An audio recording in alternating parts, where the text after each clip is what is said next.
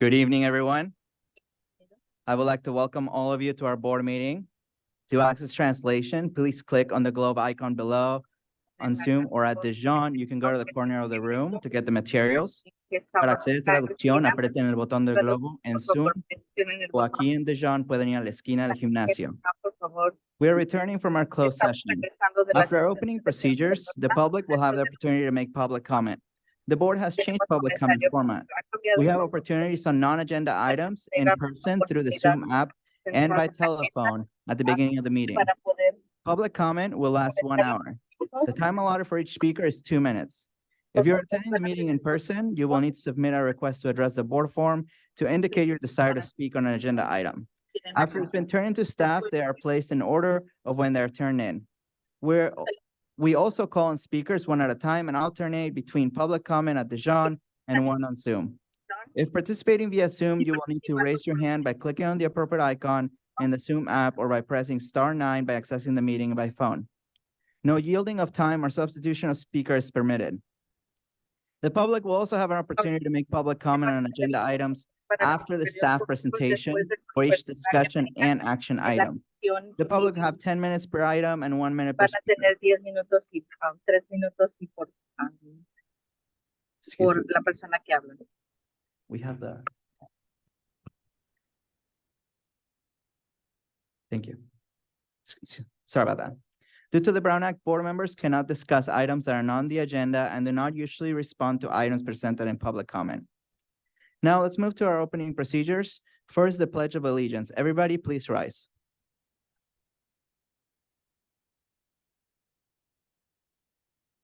I pledge allegiance to the flag of the United States of America and to the republic for which it stands, one nation, under God, indivisible, with liberty and justice for all.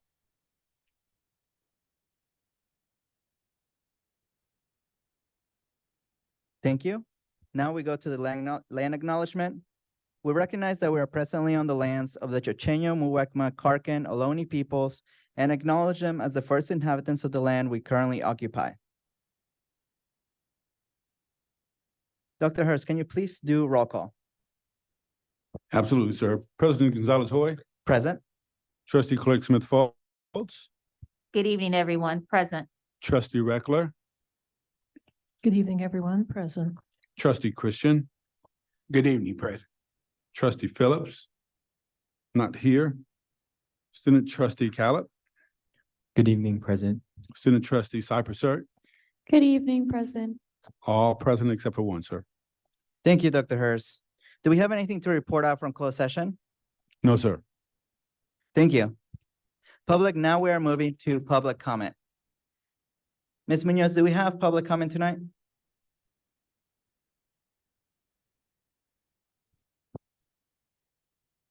Yes, we do. Our first public comment is Alamo Brown. Thank you. Mr. Brown, it's your turn. Were you not able? Sorry, Mr. Alamo Brown, it's your turn. Sorry about that.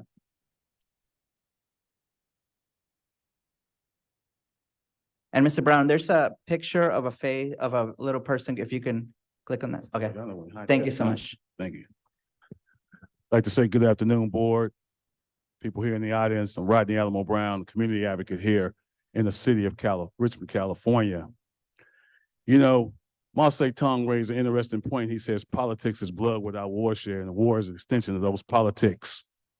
I'm here today on behalf of Coach Greg Marshall and the harsh treatment that he's receiving as being the peacemaker.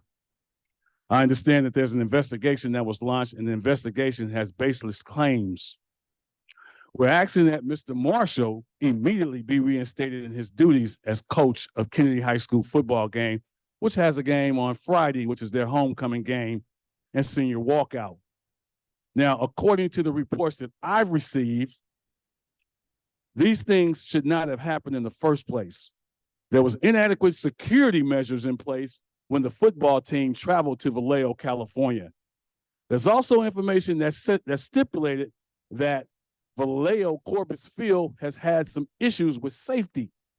Now, I don't know who gets the intel or where the intel comes from, but this should not have happened, period.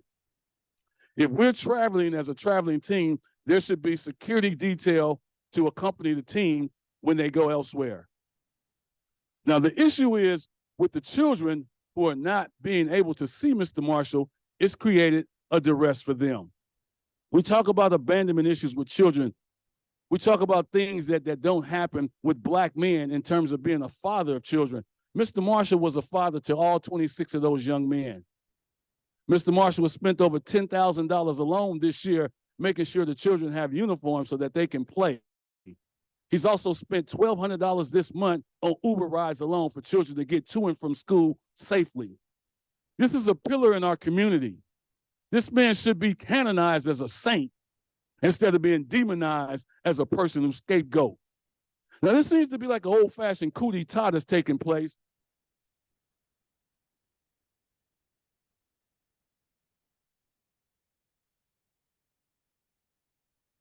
Our next public comment is Andrew Wilkie. Please unmute yourself. Good evening, Dr. Hurston Board. This is Mr. Wilkie from Richmond High School.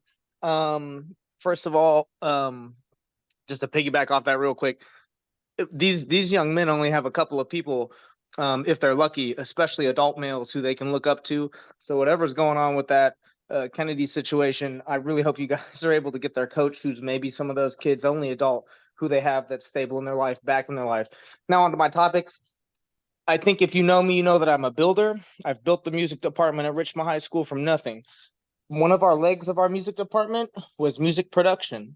That's one of the 7 courses I teach, 7 different preps. This year I had an agreement and a plan with my former principal, Mr. De Leon, to hire someone to take over a portion of my job. I found a candidate. This candidate had a CBEST, a valid bachelor's degree in music production. HR refused to hire them. No one ever told me why. Despite persistently trying to figure out why they wouldn't hire this person, I sought out to take over my program. They never hired him. Now the program is being cut. So I got to look kids in the eye and tell them that I'm cutting their class because I can't do it because I now have a baby, blah, blah, blah. Next topic of Prop 28 funding. Our school has been supporting our marching band significantly. Our marching band's grown. We're doing big things with schools that have real money. We've spent approximately $13,000 in funds on some material supplies. Prop 28 is taking forever to get here. I appreciate the responses I got from you and our business director. But the question I would like answered, which our business service person wasn't able to answer or didn't answer, will we be able to re-journal the funds we've spent out of Richmond High's budget into Prop 28 once the money is there? This affects us. It impacts my program. It impacts the school. It makes no sense. We have about $250,000 coming for arts. We should be able to re-journal that, so I'm not taking 13 grand away from the rest of our school along with our other arts programs who's using other money.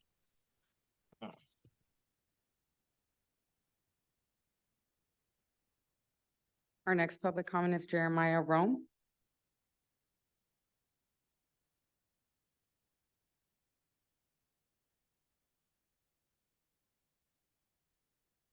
Good evening. My name is Jeremiah Rom. I've taught at Helms Middle School for 16 years, most recently 4 years in the school's Internationals Academy for Newcomers, which have been the most rewarding 4 years of my career. Right now, we currently have 5 teacher vacancies at Helms. That means 20% of our core classes have not had a full-time teacher for already a quarter of the year. It does not seem there is a plan to solve this problem, only crossed fingers. I know this problem is not unique to Helms, so what is the district doing to ensure that we can attract excellent teachers before a school year starts? At minimum, we are not living up to our promise to our students, but more bluntly, we are violating their right to a quality education. I applaud the district's initiatives to provide future-minded education for that our children deserve, but it will remain a dream if attracting teachers is not the top priority. This is an emergency. Thank you. Our next public comment is Maisha Harris Gash. Please unmute yourself. Good evening. First, I want to acknowledge our students at Kennedy High School for using their voices of advocacy and activism today. Next, I'm going to share the following quote by Bell Hooks from 1994. To engage in dialogue is one of the simplest ways we can begin as teachers, scholars, and critical thinkers to cross boundaries.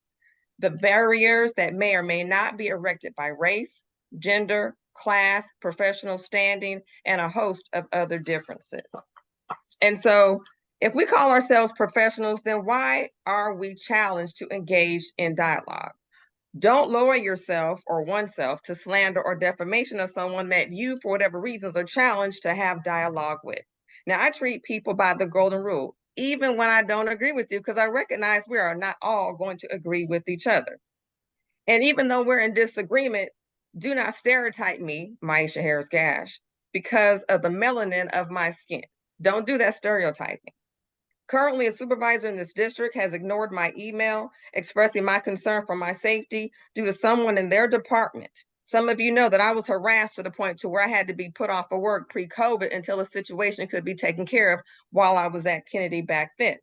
My safety is not up for compromise, and it is not to be negotiated. Everything starts with the conversation. So I patiently await this person to reach out to me so we can have a conversation. Also, thank you for continuing to support my principal, Miss McGee at Kennedy High School. She has 50 million things going on. I can't imagine what it's like to walk in her shoes. But as I said at the last board meeting, please continue to support her and Mr. Little, who is there. It's just the two of them holding it down. And so we just need to continue to support my principal and my administrative vice principal or whatever. I'm tongue-tied. But yeah, my safety is not to be compromised. Everybody have a good night.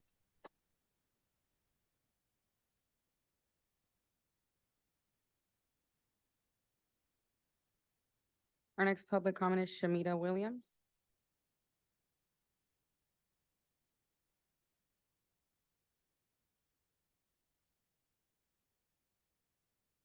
Shamita Williams.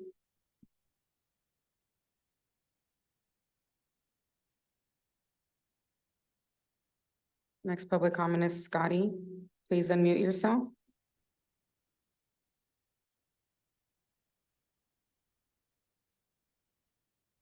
Good evening, Board Superintendent. The Council of Elders requested an investigation on district policies and procedures of media coverage of students at Downer and Neestrom Elementary. We were concerned that the USA Today story may have violated students' rights to privacy as it related to the students' behavior and the antiquated and traumatizing punishment of a teacher who sent the student to the closet.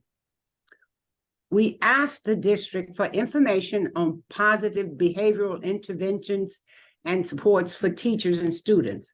We wanted to know whether or not permission slips were signed and we wanted the board to see those actual permission slips. We have been waiting for our public request for information, and tonight the superintendent will present a report to the public and board. We have concerns about what's being presented. We believe the report lacked transparency. It does not outline specific positive behavioral strategies. The report tends to blame the reporter for doing her job, particularly after she was allowed to go freely in and out of schools without any supervision. Parents are not allowed the freedom to go in and out of schools unless they give us 24-hour notice. I believe any revision of current board policies and procedures should be done with board and public input, which is not clear in the report. And maybe we will learn more details once the report is given and there's some discussion tonight. Thank you.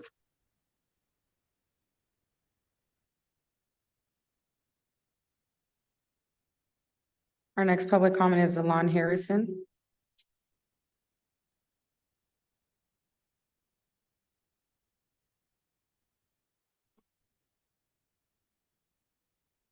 Hello, board. How are you guys this evening? My name is Alon Harrison, and I am happy to be here today because a lot of good things I'm being able to be a part of to change our district's educational outcome. We are faced with a lot of challenges right now, and I do want to give out a shot and a lot of support to our principal at Kennedy High School. Whoop, whoop. She's going under a lot of pressure, and she needs a lot of this district's support to address a lot of the issues that's going on. And I also would like to just thank our new assistant superintendent for really intentionally including parents. We have had a struggle with ASAT and APACS really being included.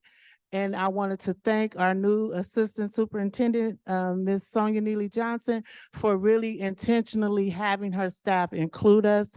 I also wanted to just thank the board and recognize you all for allowing some things that in the past I used to have to fight for. Parents are allowed to have a voice. We still have so much more work to do, and a lot of people are here today voicing changes that we want to demand and ask and are seeking for our children. But I feel that if we all work together and stop pushing each other out of the room and let's start working on looking for solutions together, I feel that Black children can have an opportunity like all the children in our district to thrive and have access to the resources our district provides. I like the board we have, and I appreciate all you all for showing up and being there for our children, because we cannot keep being separate and divided in our thoughts and our way of thinking and come up with a common solution. For our district is one of the top five lowest performing districts in the state of California. We have to change that, and it doesn't take much.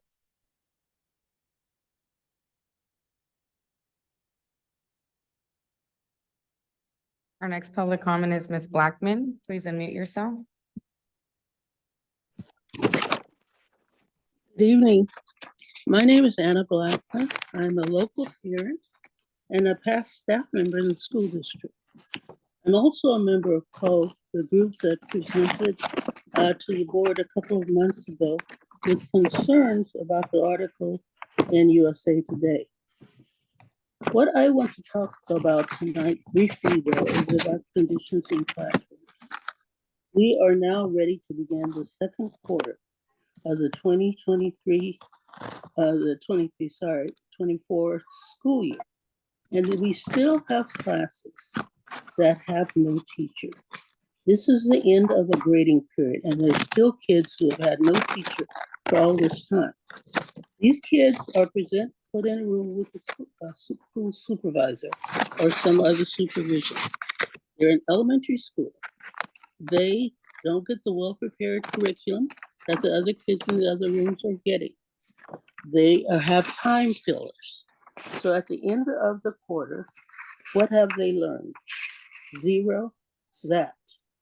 And then tomorrow, they start a new quarter, again with the same thing. My question for the district is, what are we doing to help those kids? Do we have organized curriculum that's going to help them catch up to their friends next door who have a teacher? Do we have someone who's helping the school put this together? Do we have someone monitoring? The only monitoring we get right now is when we give them a test, and guess how they score on the test? The 40 or 50 kids without a regular teacher. And so I ask of you to take a look at your chart and all those educators you've got in the instruction department and see what we can do to catch up those students who are already behind. And tomorrow it will be worse for them. Please, please take a look at each individual classroom. That kid deserves, the same.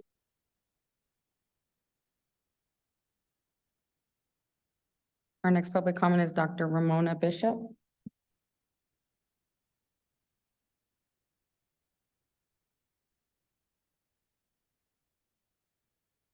One second, sorry. Oh, thank you. Thank you. My name is Dr. Ramona Bishop, and I cannot figure out how to turn a microphone on. But anyway, I attended Mira Vista Elementary School, Adams Junior High, Kennedy High School. I then went on to UC Berkeley, Cal State East Bay, and University of Pacific for my doctorate. Richmond made me. These schools made me, particularly Kennedy. I've been back now 4 times. The first 2 times was to role model speak at Kennedy High School. The second time to attend a community event, and tonight. And tonight, I really just want to talk about what I see or what I saw in the media. I'm the former superintendent of Vallejo City Unified School District. I am currently an owner and a CEO of my own charter school that serves 700 students in Vallejo. So not only was I educated here and know this community well, I also know Vallejo well. What I know about communities like ours is we have struggled after COVID-19, and kids are much different than they were before, not just in these communities, but globally. And so to take a coach, to make him an example after some altercation that I still can't quite comprehend or unravel, in communities like ours after COVID-19 in the heart of Richmond is why I'm standing at this microphone today. I would suggest that the coach, I don't even know him, but he should be reinstated immediately so those young people have stability. I can imagine the tears they're crying right now. Thank you so much. Thank you so much.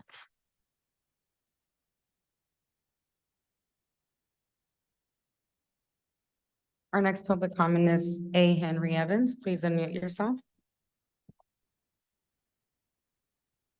Good evening, Board and Board President and Superintendent Dr. Hertz. COE Council of Elders would like to thank Dr. Hertz and his staff for responding to our questions and concerns from our August school board meeting. Your response, however, prompted further concerns. We would like to know how many of our freshman teachers are currently participating in the TSAP and TIP programs. And for those teachers that may be in need of immediate assistance in classroom management and instruction, are there resources available to them now that they can access now? My other concern and question is regarding the district discipline matrix. When did the principals, both elementary and secondary principals, receive the matrix? Do all of the principals now have the matrix? And then Dr. Hertz, you indicated that you would share with CO the schedule pertaining to the training for teachers related to classroom management and positive behavior practices. We are looking forward to receiving the schedule. Thank you.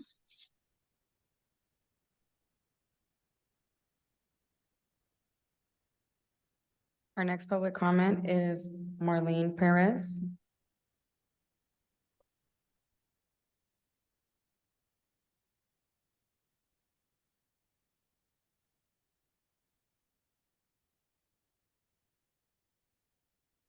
Buenas tardes, mi nombre es Marlene Pérez. He venido a hablar por el motivo que en Helms Middle School faltan maestros y nuestros niños les falta su maestro en algunas materias. Siempre los cambian. Esperemos el distrito haga algo por nuestros niños. Gracias. ¿Me deja ver de qué escuela viene? Oh, okay. My name is Marlene Perez. I'm here to talk to you because we are in Helms Middle School and there's not enough teachers. Our students need a teacher in a few of their subjects. They are always also changing the teachers. We would like you guys to do something about it because the students need to have a teacher. Thank you. No queremos que cierren la escuela. Of course, we don't want you to close the school also. Thank you. Thank you.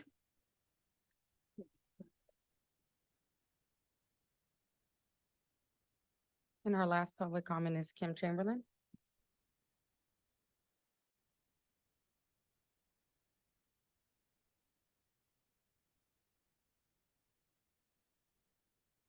Good evening. I'm Kimberly Chamberlain, IFGE Local 21 SSA Chapter President. I'm here to say thank you. We have a group of people that have come together to assist our schools, our students, our staff in making sure that they are collectively, through great leadership and guidance, keeping everybody humble. I'd like to say thank you very much to each and every one of our CSs, CS4s, because they are making our jobs much easier to come to campus. I realize sometimes it doesn't seem that way, but knowing that they are doing their darndest to make sure everybody is adequately safe is very comforting to us. Thank you very much.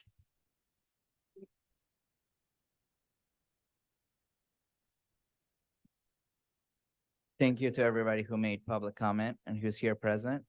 Board, now we're gonna move to agenda review and adoption. If there are no objections, we'll adopt, trustee Reckler, yes? Yes, thank you. I would like to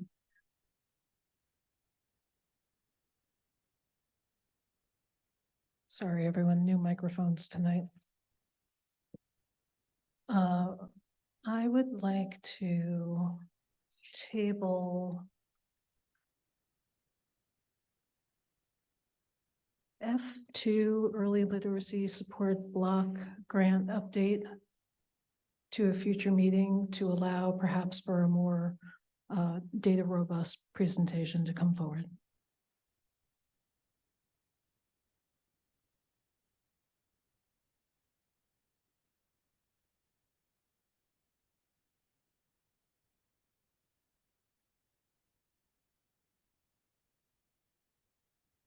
Trustee Reckler, you want us to table F2 because the presentation is not robust enough? Did you share this in your one-on-one with staff? No, I don't have one-on-ones, thank you. Did you share this with them in another communication? No, I did not. Ms. Neely Johnson? Would us tabling it affect the grant in any way?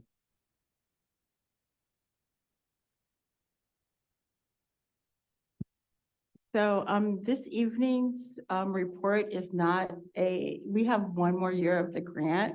We just had a visit from the state. And so we just wanted to update about that visit specifically, not about the entire grant. We will be doing that update later in the spring.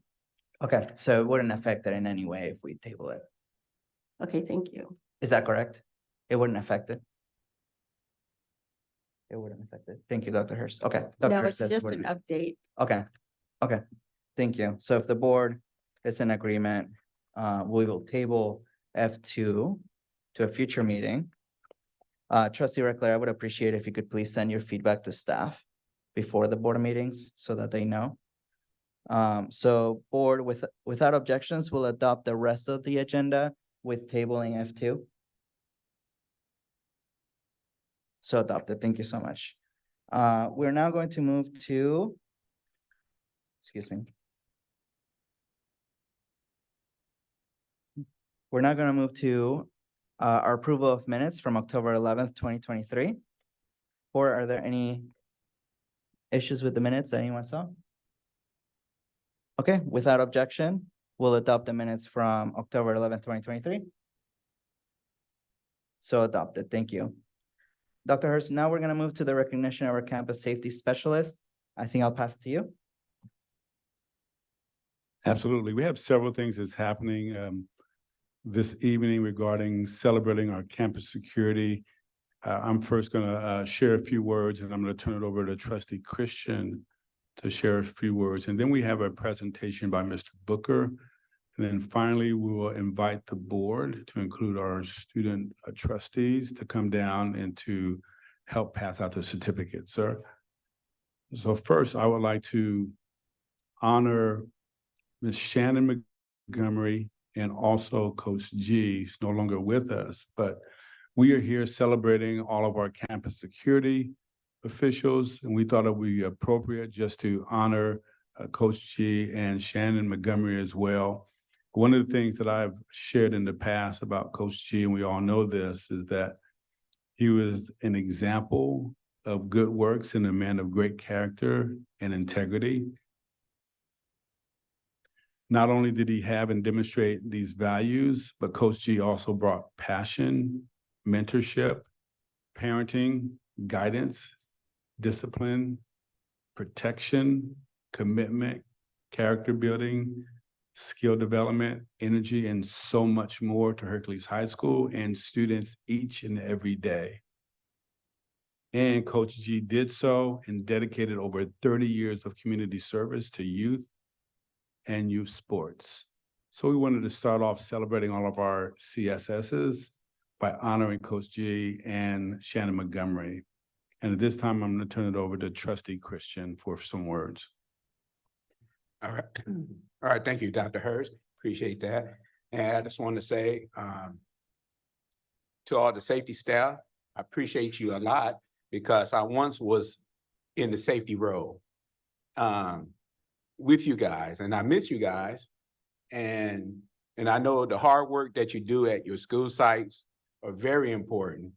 I just want to mention, you know, even going back to the pandemic days, you guys worked hard during the pandemic, and, you know, and coming up out of the pandemic, you really haven't had a break. So I appreciate you guys, and I wanted to see you guys be recognized, and thank you for being here. For those who are here, you mean a lot to me. And I just think back on some of the people I worked with, like Cassandra that's standing over there. I worked with Cassandra. I don't know if Kiva's here, but these were some close people that I worked closely with at El Cerrito High School. And I know what it takes. It takes a lot. So I want to thank you guys, appreciate you, and keep up the good work. Thank you.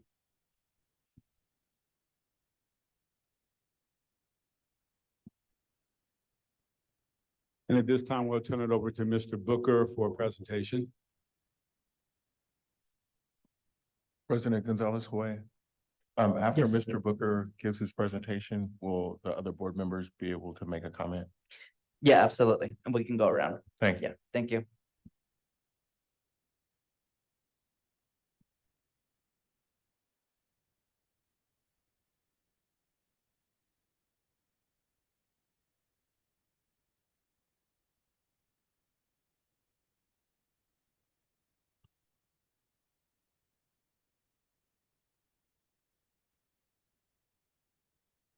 Good evening, Board President, Board Trustees, and Dr. Hurst.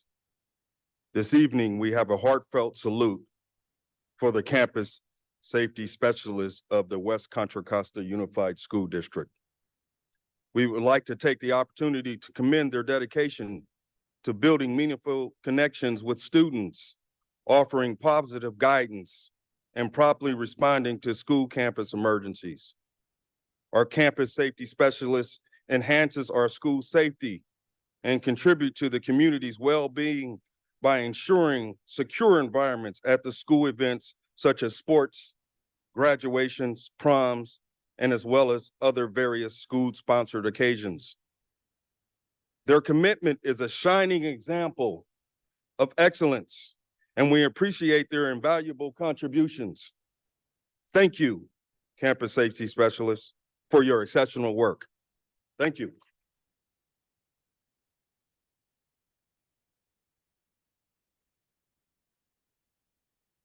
So now we're going to have the board trustees come down and Dr. Hurst. Charles. Actually, sorry, Mr. Booker, we're gonna share a few words first Okay. for the board, and then we'll come down. Yeah, absolutely. Thank you. Thank you. Trustee Phillips, would you like to get us started? And then we'll go this way. So I do want to say thank you to all of you for the work that you do. You are really soldiers, and I mean that in the most positive way, because you have boots on the ground every day, and you're interacting every day in a way that many people don't. So thank you very much for that work. What I really want to add to that, though, is I understand that we have, you know, a lot of specialists. There could be more. But I think we should figure out a way to integrate them into our presentations on school climate and culture. Because I've been thinking for the last few days about perspective. And sometimes we all see things differently. Sometimes, you know, it's because, you know, people are not necessarily being forthright, but sometimes it's just because we have different perspective. And we have different perspective because we're standing and looking at things from different positions. So we see things, right? When you're standing here, you see it this way, and I think it's extremely important that what they see is taken into consideration, but that it actually makes its way up to the board and to the superintendent in a public way, because I don't think that that necessarily happens.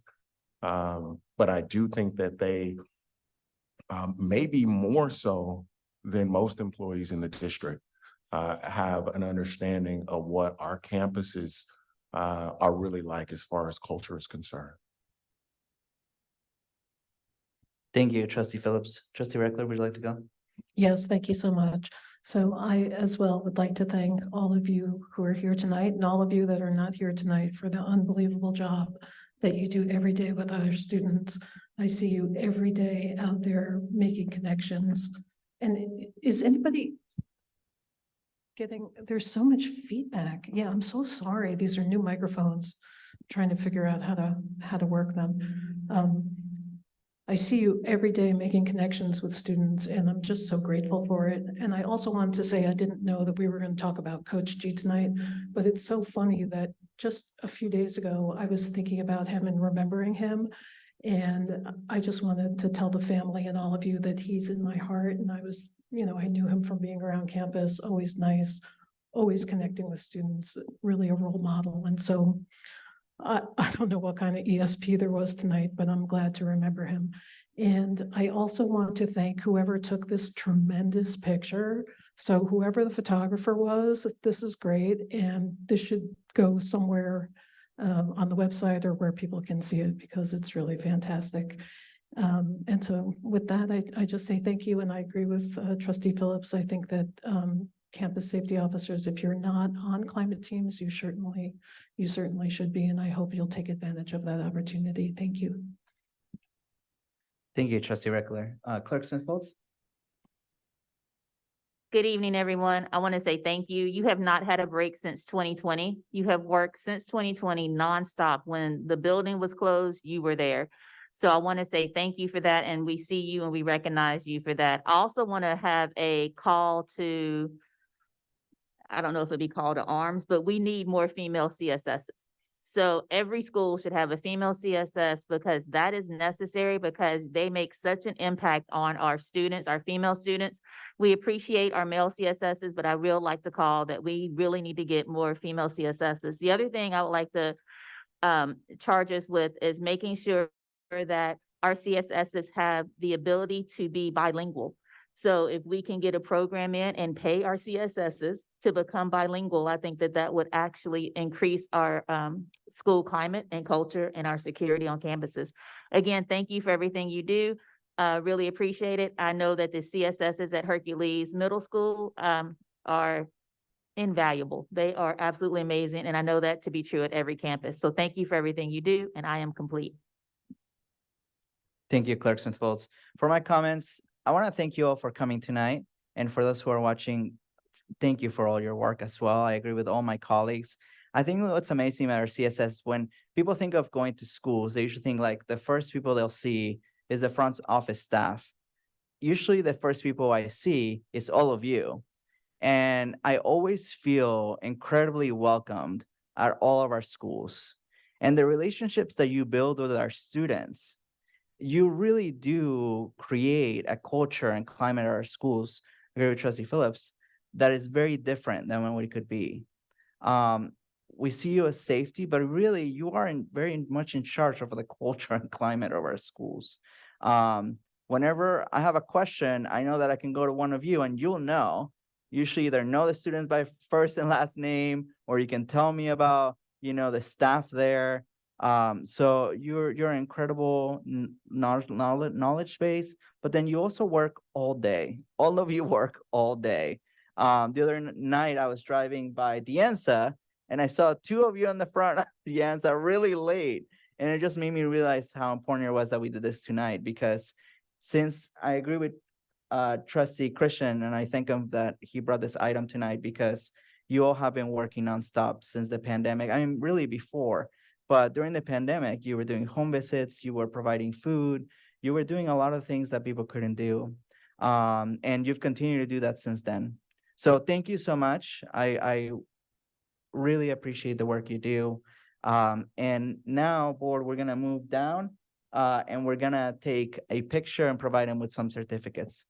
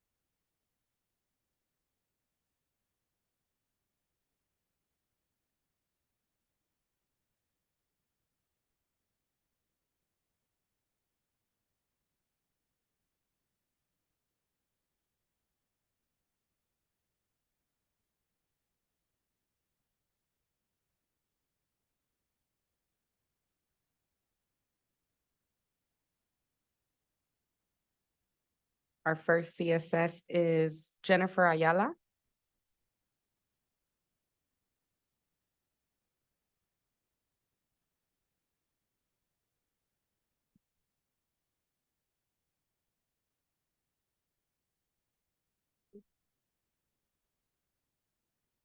Rachel Berry.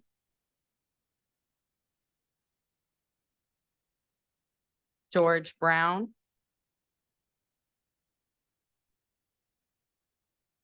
Timmy Brown. Antonio Clancy.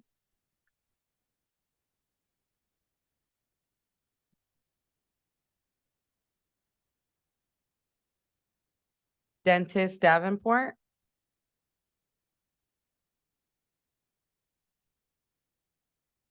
Michael Eddinghoff.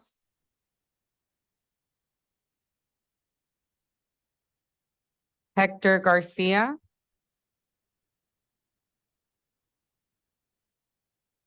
Cornell Green.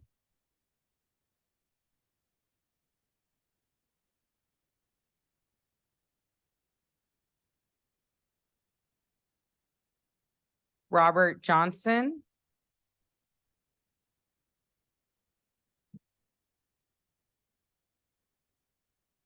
Ambika Maharaj.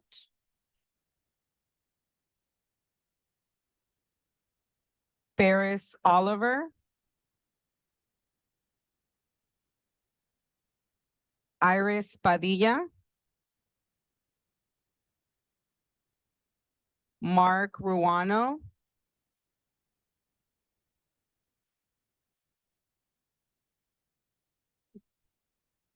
Victor Sample.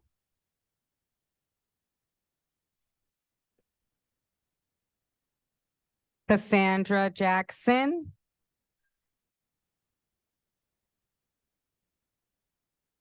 Carl Sumler.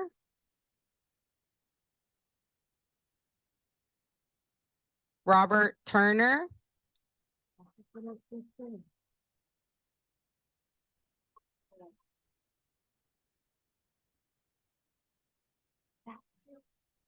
And Tim Brown.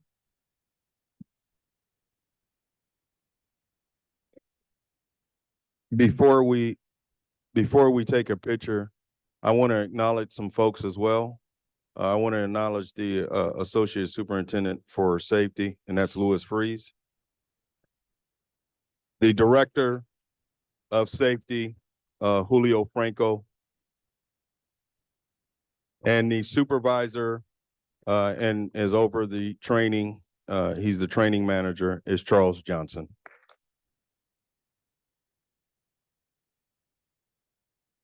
So how do you want them to line up? You want the board members, right?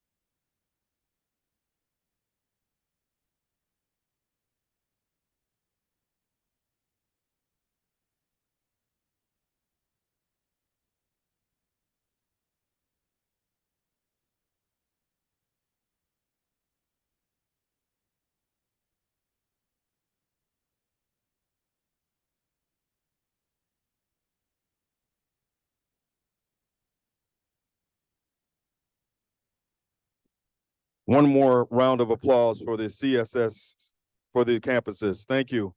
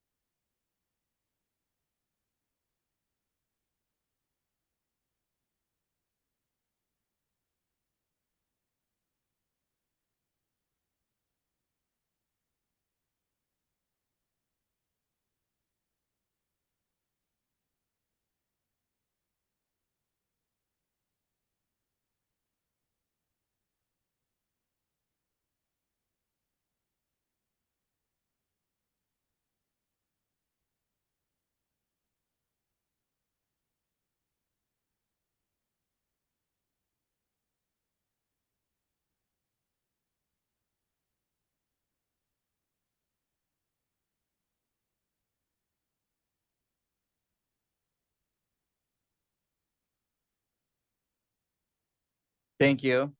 Thank you again to our CSSs, Ms. Julio, Mr. Booker. Thank you so much. Okay, board, now we're going to move to our consent calendar. Board, are there any consent items that we'd like to pull? Trustee Reckler? Yes, thank you. C2. Approval. I'm sorry, I keep getting this feedback. Yeah, it is muted. C2, approval of 24-25 school calendar, and C6 from contracts only, super achievement Bayview Elementary.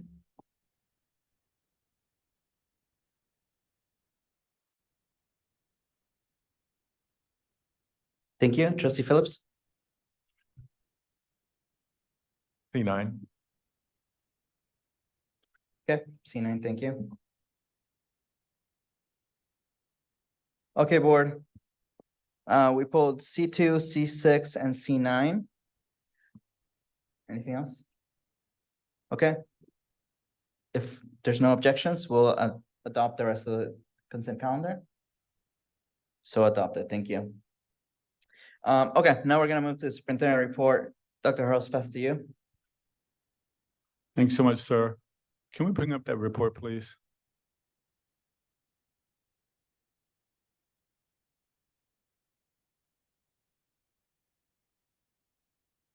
We have a few portions of our report. We want to start first with the memoriam. The district would like to take time to recognize the contributions of members of our school community who have passed away. I regret to inform you that Glenn Rockman, teacher at Terra Hills, passed away. He worked at Terra Hills Elementary School since 2018.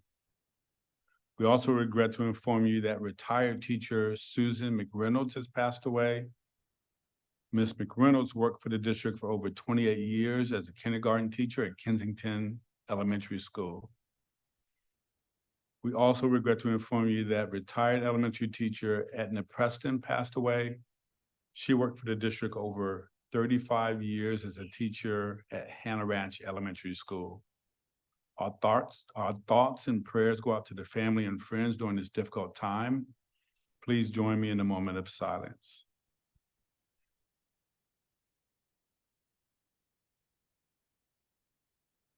Thank you very much. At this time, we want to pass it over to our student trustees and just to share what they've been thinking about their future student report.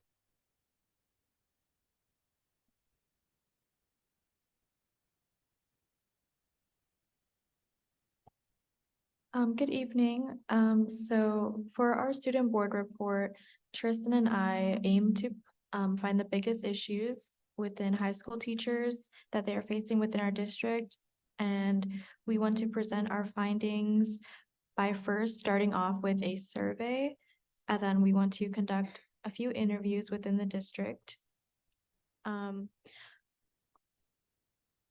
Our student board representative report stems from a mission to discern and address the challenges and difficulties that are faced by high school teachers within our district. Our aspiration is not only to identify these issues, but to effectively communicate changes that need to be made. And after collecting the data from the surveys, we are committed to analyze the data and synthesize for the findings to identify a general consensus of the most pressing issue. This enables us to create a future presentation incorporating our identified challenges with the hopes of providing a possible solution. We have the desire to foster a significantly enhanced learning environment across the district, more specifically one that increases the experiences for both students and teachers in our district. Teachers are the blueprint of our education. We value your commitment to us, and now we want to give back. And by focusing on the betterment of teachers' experience, we hope to see an improved learning environment for all. Thank you so much to the trustees. We really appreciate that. And we look forward to the presentation in the near future. And at this time, we're going to go to our next slide. And we're going to invite the Richmond High School robotics team just to come front and center. Woo! Principal Reyes as well. We want to celebrate you all. And while they're coming up, we want to say the Richmond High Robotics Team, Team 841, brought home 3 awards from the 3-day Cal Games competition at Woodside High School, where 42 schools participated in this event. They brought home the Outstanding Mentor Award, Luciano Del Rio, also a proud WCC USD alum. The Innovation Award, and overall second place in the competition finals. Just give them a big round of applause.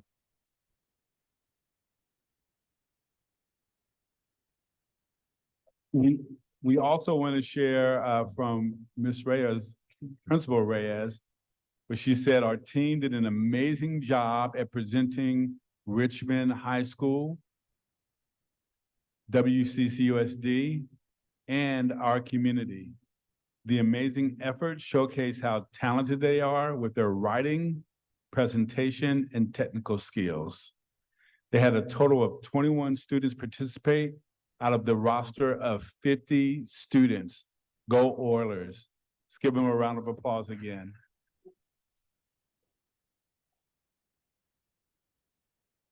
And I'm not sure if a team member, Ms. Reyes, had anything to share.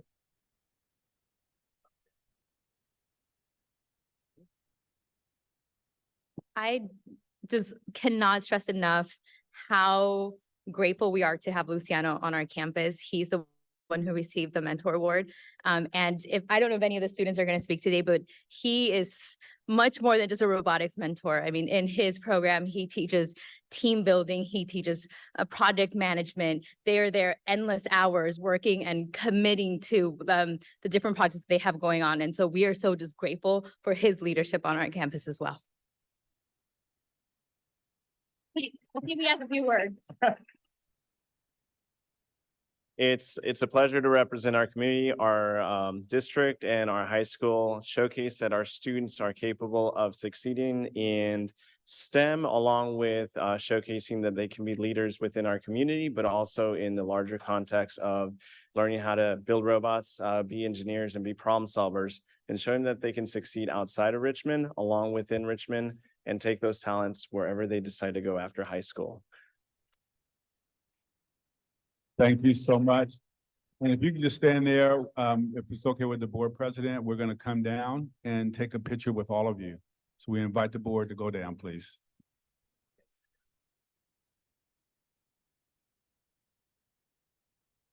Can we bring the robot?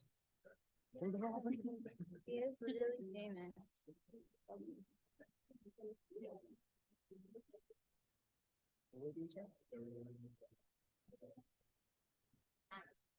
I want to stand next to the top.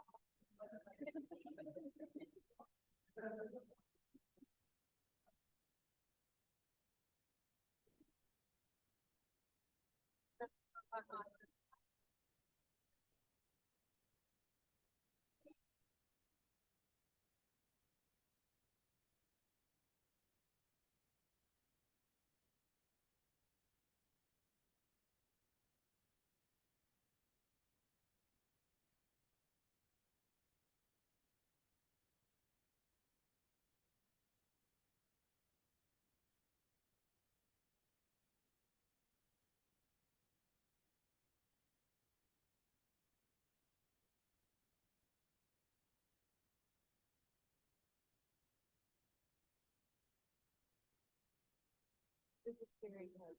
This is cute, so I want to be.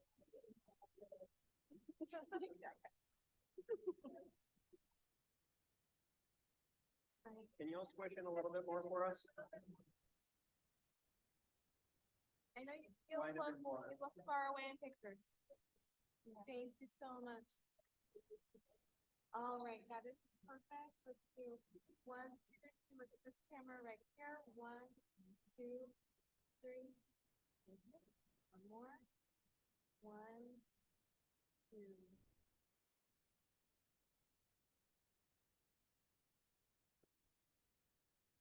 Definitely. Thank you.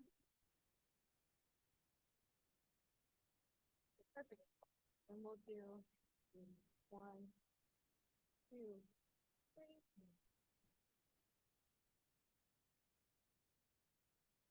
Thank Thank you so much. And one more looking right here.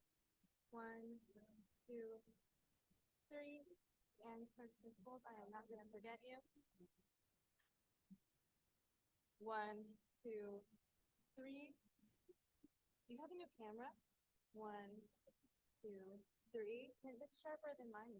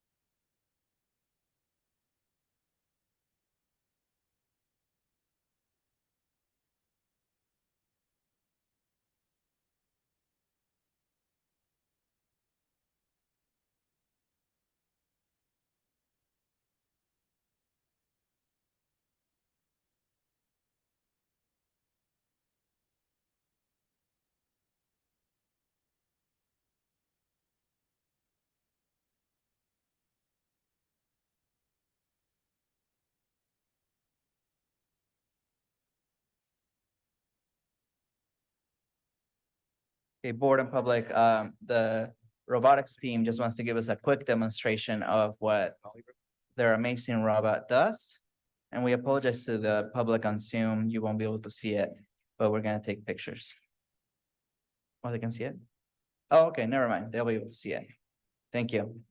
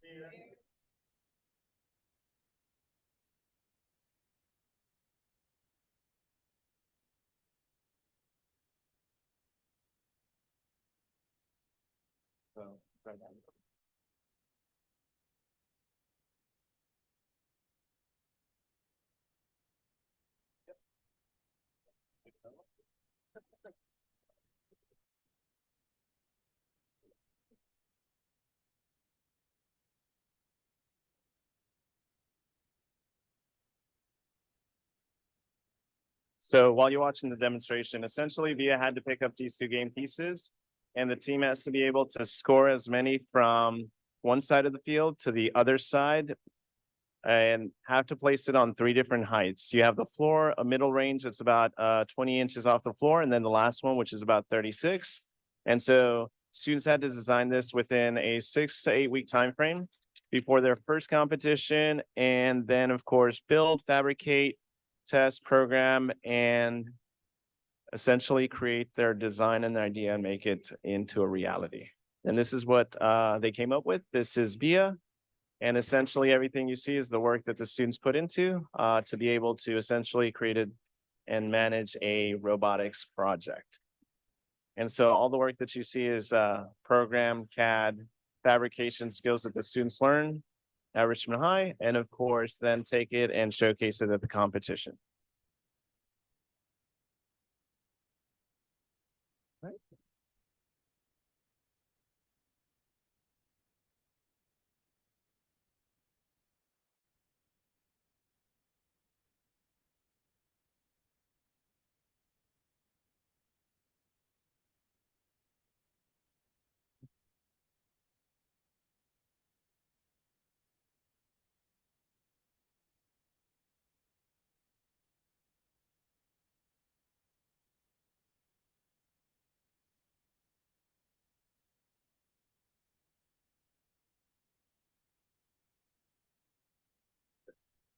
And then, of course, we'll be taking BIA to compete this weekend at Pleasant Grove High School with about 38 other teams. And then in about 3 weeks, we'll be down in Madera at Matilda Torres High School competing against 42 other schools as well.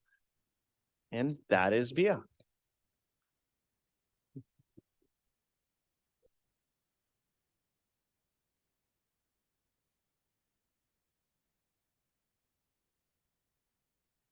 Thank you very much and congratulations again, Richmond High Robotics Team.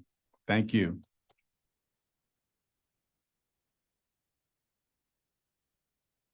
In board and public, we're going to go to our next slide.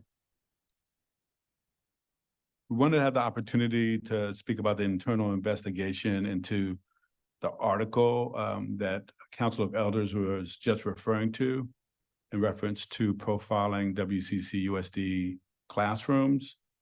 I wanted to address first some of the remarks that were shared on public comment. One, there was a comment about permission slips. Permission slips were not required. However, media release forms are required for the students. We did confirm that all students at both school sites had the appropriate media release forms. We also wanted to share that we are not trying to lay blame to anyone. We accept full responsibility, we being the district, on any shortfalls in that process that led to that article. We have talked about it as a staff and also have specific next steps. So we take full responsibility. Also, there was a mention of a closet. We just wanted to just clarify, even though we are very concerned, I was very concerned about a lot of what was in that article. The closet was not a literal closet. It was a place for reflection. The students was placed in. Nevertheless, it was a concern for me as well. And then also there was some comments from COE members about outstanding items that we will be getting back to Council of Elders for. So we have been taking notes, and Council of Elders, we will be getting back to you on all outstanding items. And with that, we wanted to share with you that during the summer of 2023, there was a national article that was published that included concerning information that was profiling 2 classrooms at WCC USD elementary schools. The concerning content in the article included descriptions of student behavior issues, excerpts of student work, and concerning quotes from educators about responses to behaviors. So again, we wanted to be very clear with you that we are not trying to put this off on anyone. As a superintendent, when I read the article, as my staff did, we were all concerned and meant to address these issues. So they were concerning for all of us. We did conduct an internal investigation to determine adherence to our policies and protocols, and to also determine what our needed next steps would be. We can go to our next slide.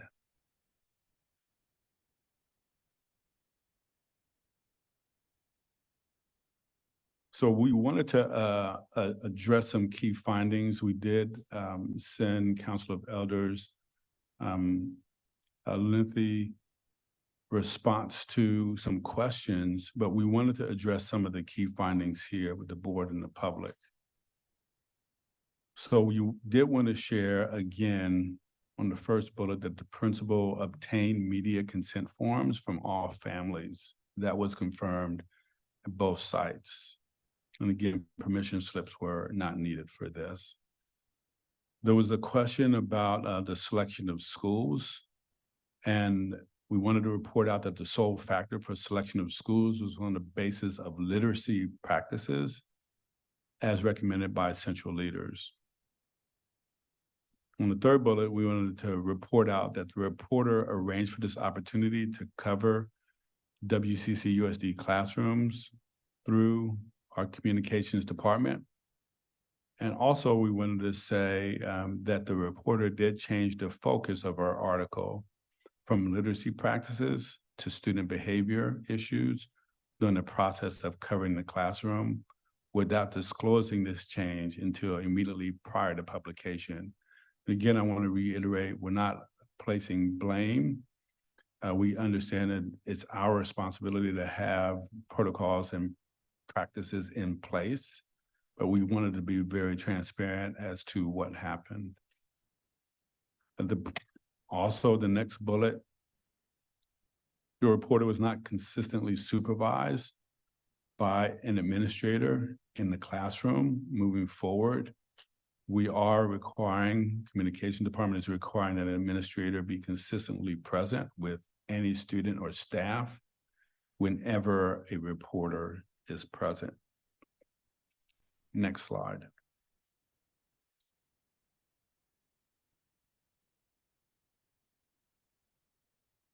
And then also the concern about protecting student privacy. So one of the things that we have done in response as well is to ensure that all of our new administrators in WCC USD are trained in media relation policies and procedures, but also our current managers that we reiterated expectations and policies regarding media relations. Going to the next slide.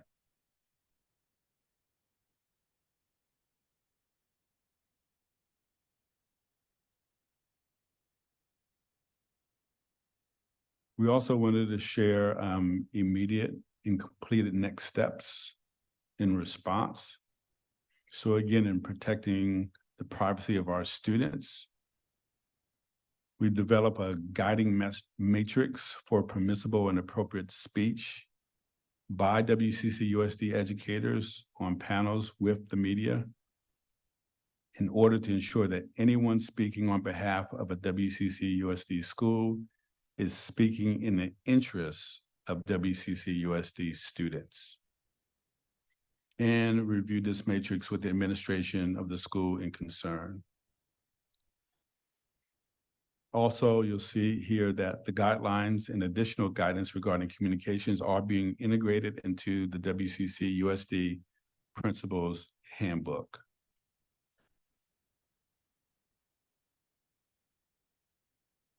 The next slide. And then some of the recommendations moving forward, again, to protect the privacy of our students, is we really are looking seriously at declining interviews that do not appear to be in the interest of WCC USD or our community when deemed appropriate or necessary by the Director of Communications. This may include declining to improve specific WCC USD employees for interviews. Additionally, only approved media contact for any staff or board members beyond the board president, superintendent, or director of communications on a case-by-case basis, also depending upon their expertise on an issue and their communication skills.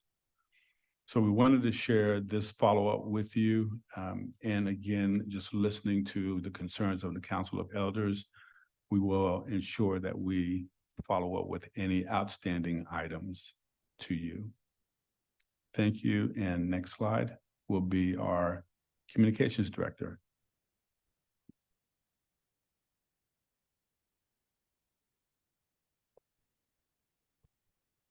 Thank you very much. I'm getting used to this new microphone. So I'm glad to be able to provide campaign updates today, both on the impact of our Attendance Awareness Month campaign and also our Cyber Safety Month campaign. So we now do have more data on the impact of our Attendance Awareness Month campaign, especially on chronic absenteeism. So we're glad to be able to share that we see positive year-over-year trends across our performance indicators. So for chronic absenteeism, overall year-to-date chronic absenteeism rate decreased from 25% to 22%. And the year-to-date chronic absenteeism of English learner students decreased from 28% to 24%. Our positive attendance bright spots is that year-to-date positive attendance for transitional kindergarten has increased by 20%. So we're really excited about what that means for our youngest learners. Next slide, please. We do see areas of continued need for attention, and we want to be transparent and clear about those. So attendance rates at our high schools have remained at a similar level, showing only a slight decrease from 91.5% to 91.1% year to date. So we hope to learn more about how to accelerate that decrease at our high schools.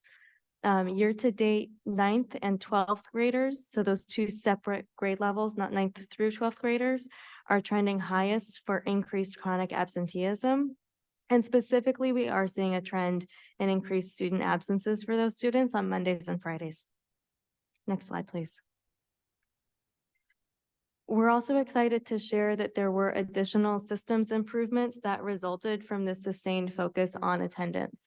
One of the things we did was really do a deep dive into what are our systems in place about how families are being notified of attendance, and also how are they communicating back with schools about reasons for absences, and how can we make that really consistent across our district and ensure that we're addressing any gaps in those systems in a cross-district equitable fashion, rather than each school kind of finding their own way to create that and possible gaps in family experience remaining unaddressed. So we were able to find some gaps in district-wide systems and implement some new systems that occurred with the partnership across a number of departments. I have some big shout outs here to thank in just a moment for what we were able to do with these improvements. It was a big puzzle that took a lot of sustained attention of a lot of people.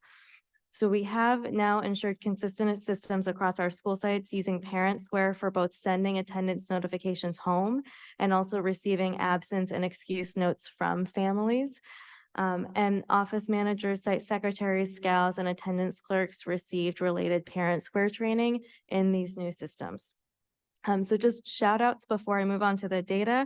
I want to give a big shout out to Kyra Brown and Mackenzie Barton for their sustained attention to quality customer service and making sure that every single family report that we got of an issue with attendance notifications and every single school site report that we got of an issue with attendance notifications was given the full attention to try to figure out what's going on.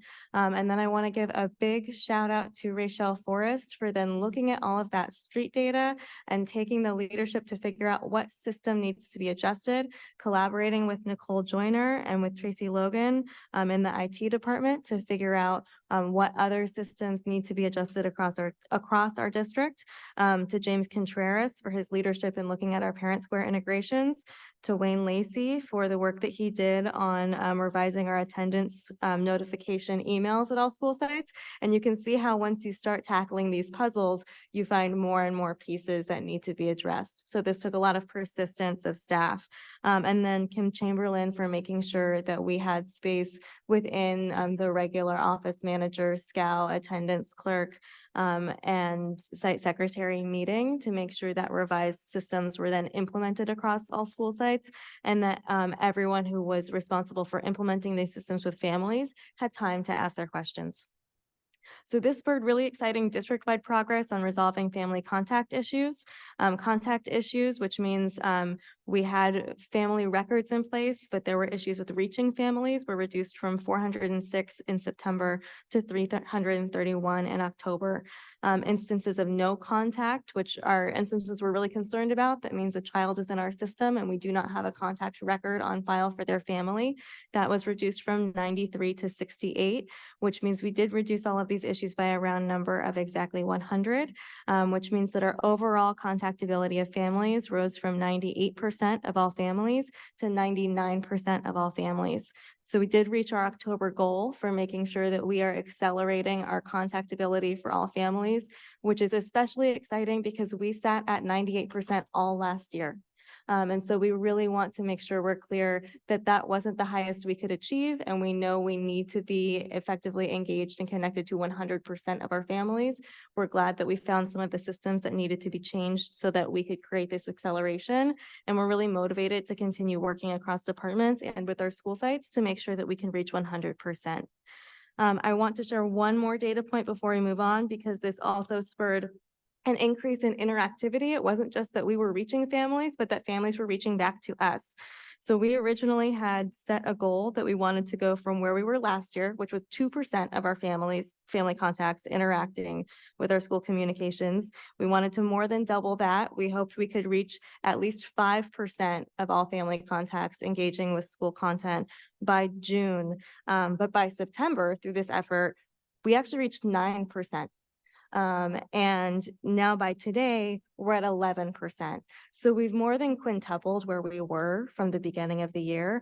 And this means that 4,798 parents are interacting with the content that's being provided to them by their school sites, which includes 1,350 families who have volunteered at their school site just this year already through Parent Square and through our regular family communications. So we want to give a big shout out to our family volunteers. We know that things like creating sustained improvements in attendance mean strong partnership with our families. And again, just a really big shout out to all of the district departments who are part of this improvement, and to our families for meeting us there with partnership. We know you've been wanting to be in contact with us, and we're really glad to provide the necessary improvements to make sure that you're able to. Next slide. All right, so this is where we are for this month. It's Cyber Safety Month in October. That's just winding down. We have been deploying digital citizenship lessons as well as content across our system about necessary steps that our students, staff, and families can take in order to own their online selves, meaning keeping themselves safe online. We want to congratulate Shannon and Ohlone Elementaries who took the October Cyber Safety I Own My Online Self password change campaign very seriously and knocked it out of the park. Pizza parties are coming their way for both of those schools. And big honorable mentions are also due to Pinole Middle, Montalvan, and Sheldon, who are not far behind at all. Over 2,200 staff district-wide have changed their passwords. Thank you.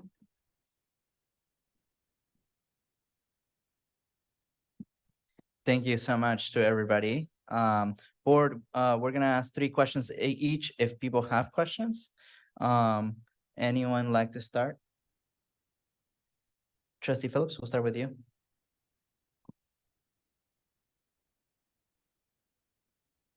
Thank you.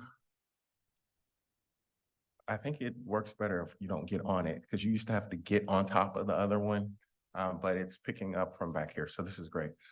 My first question, actually, all of my questions are related to the article.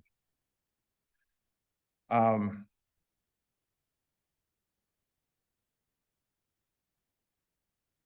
first question is, Dr. Hurst.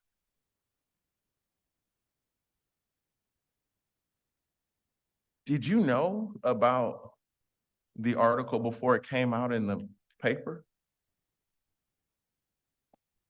We knew that they were interviewing, again, based on literacy practices, but we didn't know the turn that was taken as they were going through the process. That makes sense, sir. But you specifically knew they were here? Yes, sir. Okay. And then my second question and I don't know who this is addressed to, but it came up. It's related to something you said. I don't know, so I don't know who made this decision. I don't know who it's addressed to. But I think that I heard you say that trustees except the board president will not be able to speak to the media. And my question is, whoever made that decision, what right do you have to tell elected officials that they cannot talk to the media?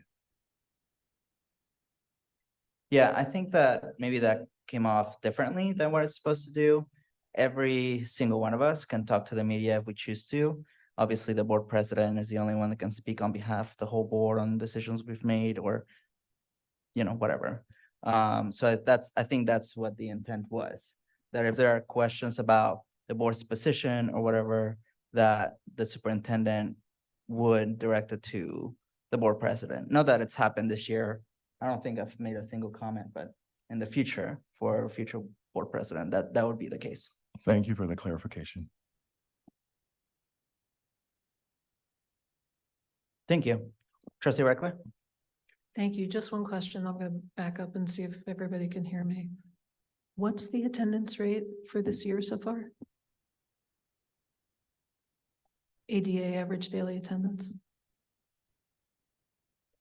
I can look that up just one moment. Let me make sure I'm citing the appropriate statistic for you. Thank you, and that's it. Can you hear me better if I'm back? You can, okay. Yeah, we don't get the echo. Yeah, thank you. Trustee Christian? Yes, thank you. Before I go to the question of that, I just wanted to thank the Robotic Club, for a great job, great work they built. They did a good job. And my question is, what are we going to do to correct a lot of these things?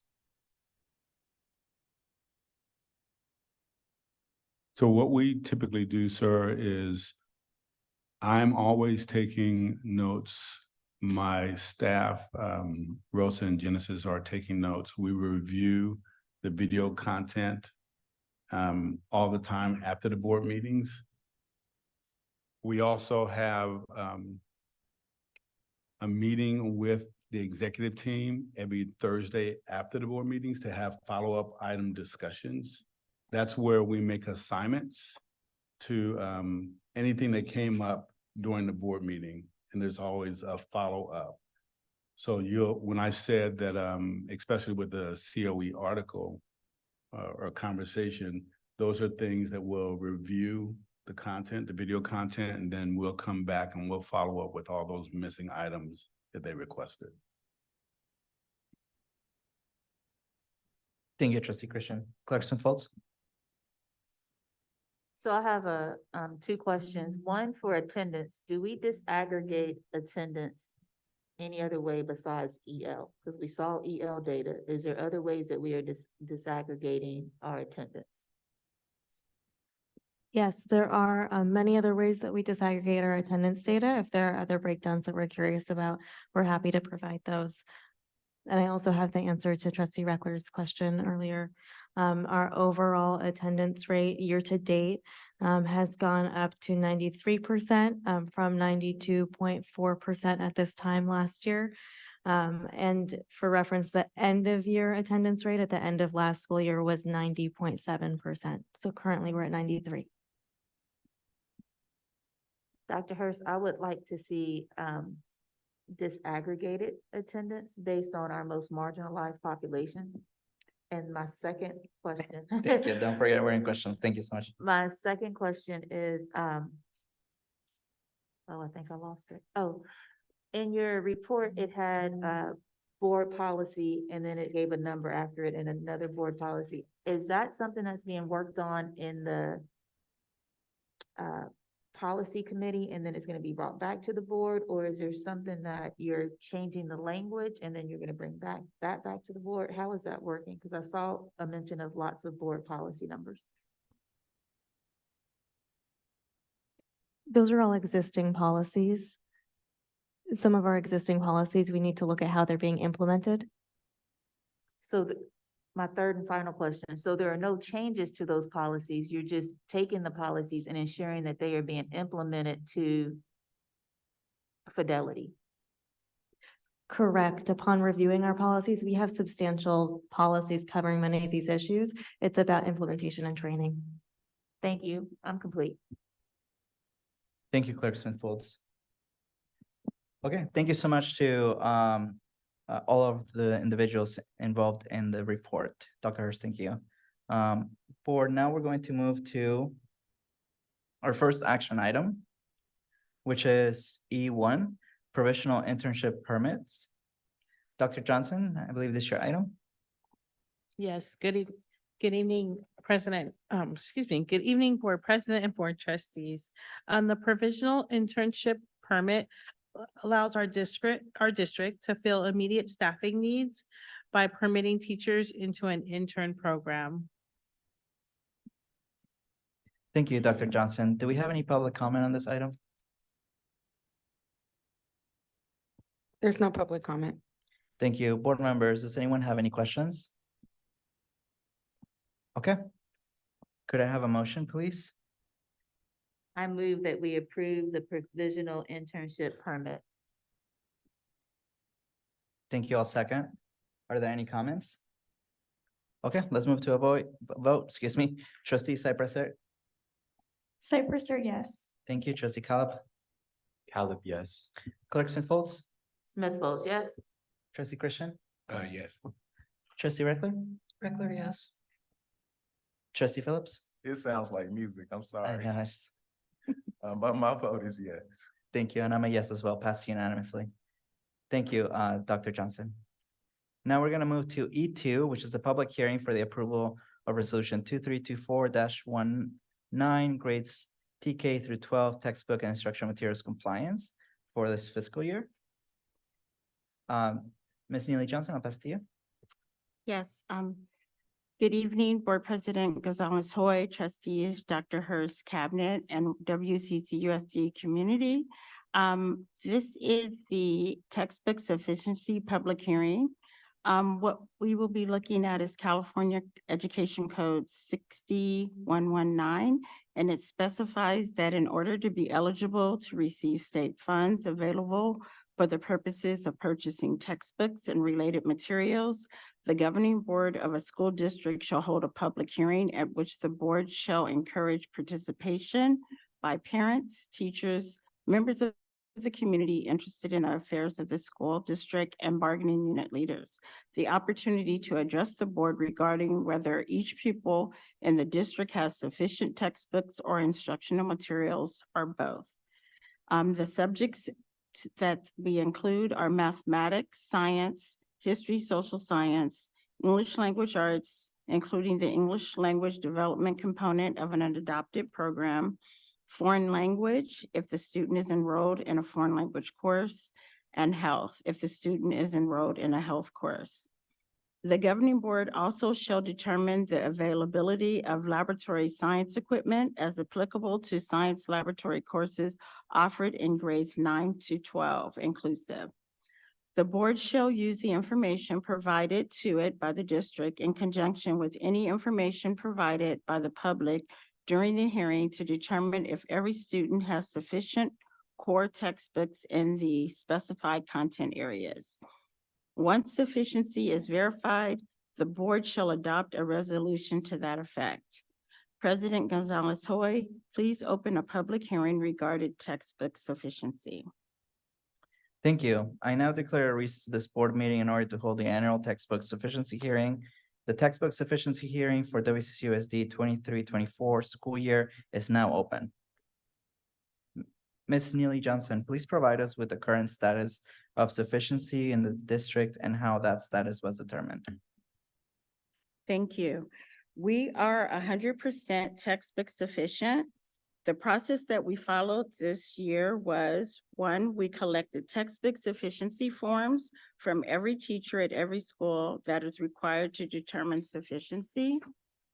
In addition, each form was signed by the teacher to certify the availability of sufficient textbooks for students through our online Inform K-12 system or a hard copy was turned in. We also collected a signature from each principal to further ensure sufficiency. Based on the results of this process, we have determined that all students have all the required textbooks and instructional materials. Thank you. At this point, are there any community members or other interested parties who wish to address the board on the textbook sufficiency? Yes, we have Zalon Harrison.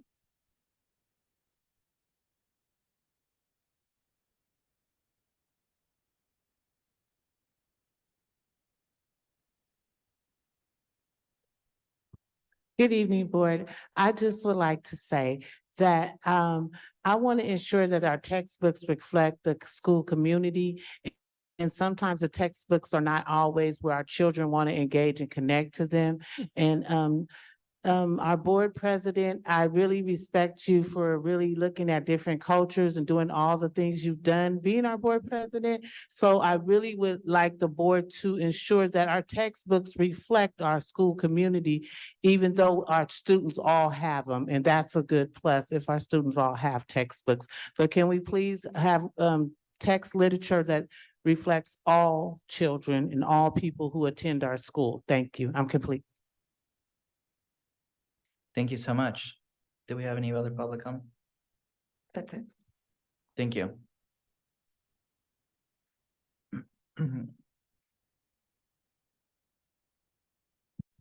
Ms. Neely Johnson, is there anything else that you'd like to add? No, not at this time. Okay, if there are no other community members who wish to address the board on this issue, I declare this hearing closed. And now we're going to get back to a regular meeting and we'll go through the regular board process. Board members, does anyone have any questions? Trustee Reckler, we'll start with you. Thank you. So the first question I have is, what were the reasons that sufficiency could not be declared by week 8? And what's being done to correct that?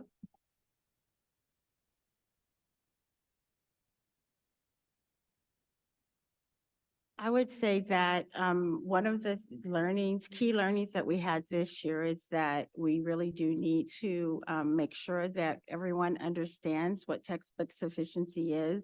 And so we have not a lot of new leaders. And so making sure that we work with them to deliver the message in terms of what books need to be in hand or online for our students. Because there was some confusion. Gabe Chilcott, who is our director, who handled this process this year for us, talked to over 80 teachers. And so we were able to get to our 100%. Thank you. Next, I'm not sure if this is related, but I did want to follow up on something Ms. Kinster called in about last meeting, which is teachers are trying to certify who has internet access or not. And is that part of this? And also, is that something that a teacher knows? Yes, so basically making sure that students have internet access at home is a part of this process. Okay, thank you. And it's the teacher And who's, yes, teachers do know that. And so some of the questions that came up with the AD was just making sure that, first of all, strategies to how to get that information from parents. And as you know, it's probably easier for secondary versus elementary. And so sometimes there were phone calls, emails, et cetera. But yes, they do know that this is a part of the process. But once again, making sure next year that we do a training, and then we also have maybe a video for all of our teachers to see, and working with our labor partners as well in terms of the communication.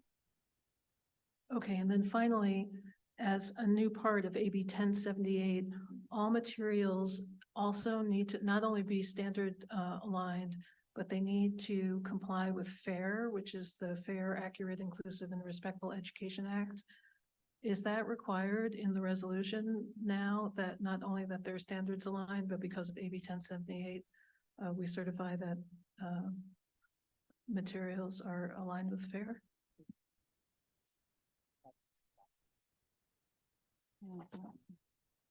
That's this one here. And I'm sorry, it is really hard to hear you. Our system is hard, and so I'm trying to, that she can hear a little better from that side. That's okay. I completely understand. Yes, I will have to research that process. Okay, thank you. Thank you. Clerk Smith Folds? Thank you very much. I just have two questions. One, do you think it would be a benefit for us to have these forms at back to school night? So parents can check off if they have internet or if they don't have internet, because back to school nights happen at the very beginning of the year. That would clear the 8-week kind of part of the process. That's my first question. Do you think that would be something that we would advocate for or push towards? I think any way to get the information, that would be a great part to put in orientations and back to school nights. So we will write down that suggestion. Thank you. My second question is about transitional kindergarten. Inside transitional kindergarten, do the TKers have actual books or are they under the more instructional material? Or is it both? It's both. Some of our programs do have books. We are also making sure as we expand TK that we order the appropriate number of books. Because remember, transitional kindergarten is really that extra preparations so that they are truly ready for once they hit kindergarten. So some of the same, I would say, skills that they're learning are better preparing them for that next level. We also are looking just as a district to look at some more instructional materials because we do have students that we're finding need additional support based on our data. And that's something we'll be looking at for next year. Thank you so much. Dr. Hurst, my final question is for you. What are we doing, because we're expanding transitional kindergarten, what are we doing to try to streamline, and CAO Johnson, it may be for you too, I'm not sure.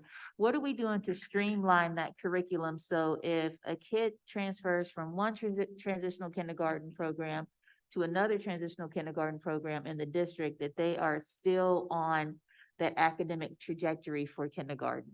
Are we streamlining those programs in some way? So we do have a COP for our transitional kindergarten teachers. So that means all of our transitional kindergarten teachers, they get together, they talk about some of their best practices, but also they talk about their needs. And so we're gathering a lot of data and helping to plan for next year. Thank you so very much.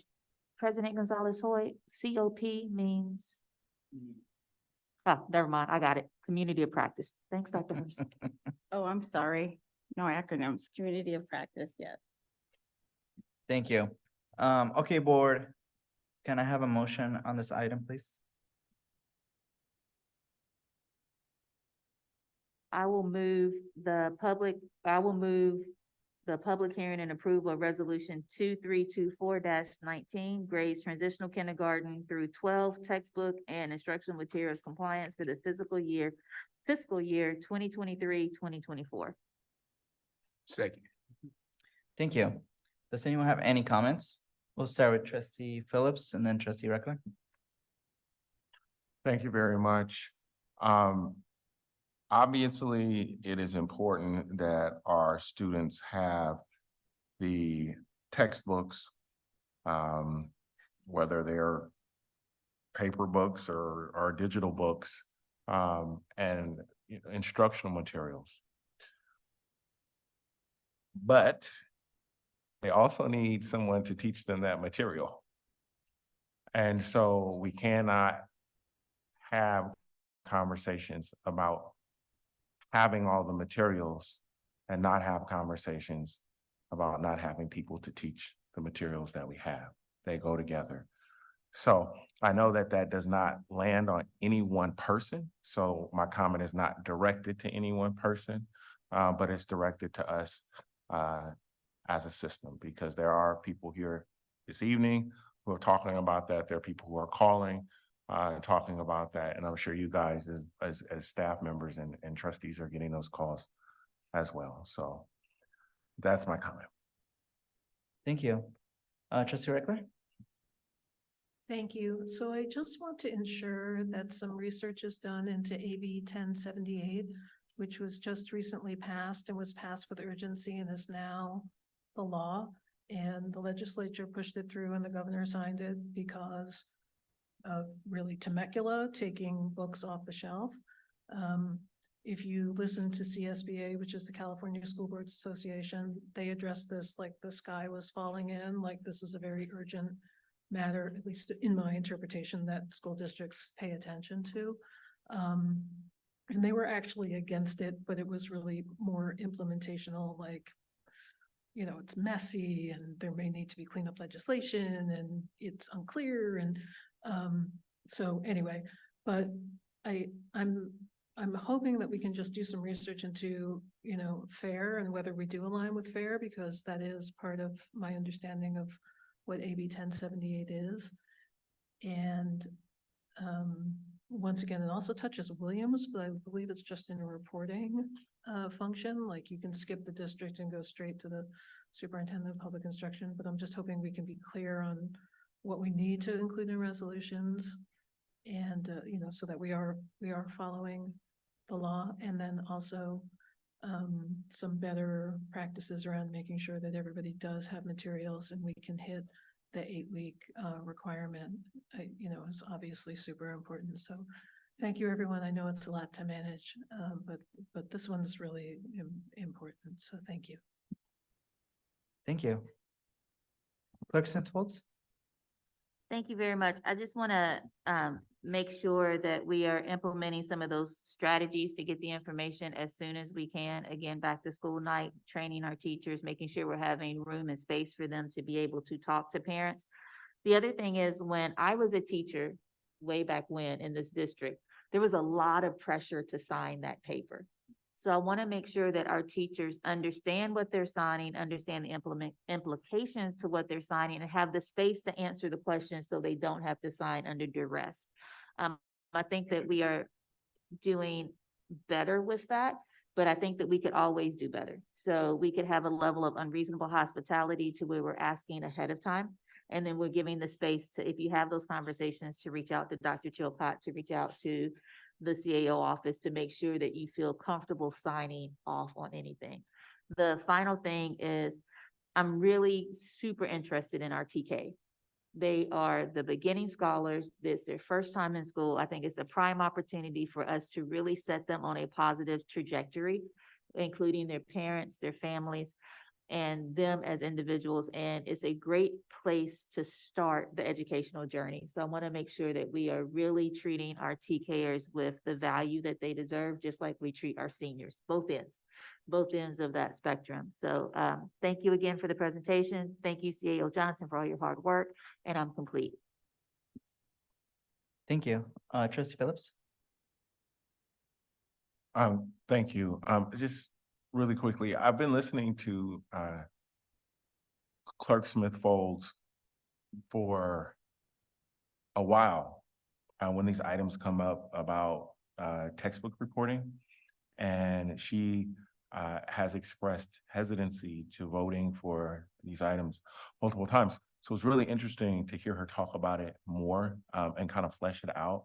And as I was listening to her, my question is, do we have some kind of reporting thing that a teacher can do if he or she feels like, hey, my students don't have what they need, but I'm feeling pressure to do this by my supervisor? Is it like an email that they could send to somebody that's not their supervisor? Because if they don't have that, you know, and I trust what she's saying, because she's been saying it for a long time, but like, it would be nice if we could put something in place where they could, you know, tip line 1-800 number, email, whatever it is, I'm being pressured, we don't have our stuff.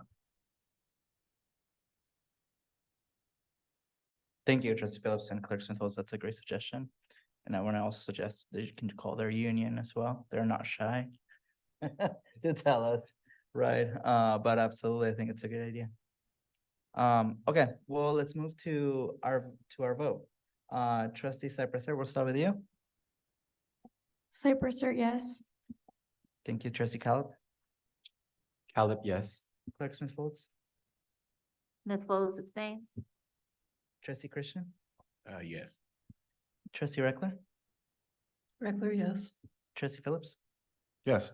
And I'm a yes as well. Passes with 1 abstention. Thank you, Ms. Neely Johnson. Now we're gonna move to item E3, which is our variable term waivers. Dr. Johnson, I believe that's your item. Yes, thank you again. The variable term waiver gives our district the authorization to assign teachers to departmental classes based on subject matter and their credentials. Thank you. Do we have any public comment on this item? Ms. Munoz? There's no public comment. Thank you so much. Board, does anyone have any questions on this item? Okay. Does anyone have a motion? I'll go ahead and move Education Code 4425 8.3 variable term waivers. Smith Folds seconds. Thank you. Does anyone have any comments? Okay, let's move to a vote. Trustee Cypress, Cypress, yes. Trustee Caleb, Caleb, yes. Clerk Smith Folds, Smith Folds, yes. Trustee Christian, Yes. Trustee Reckler, Reckler, yes. Trustee Phillips, Yes. and I'm a yes as well, passed unanimously. Thank you. Now we're gonna move to our only discussion item, which is the first reading of policy 5146 and the changes. And we have Mr. Jose Espinosa, who leads our Title IX office, who's here to speak to us about the changes.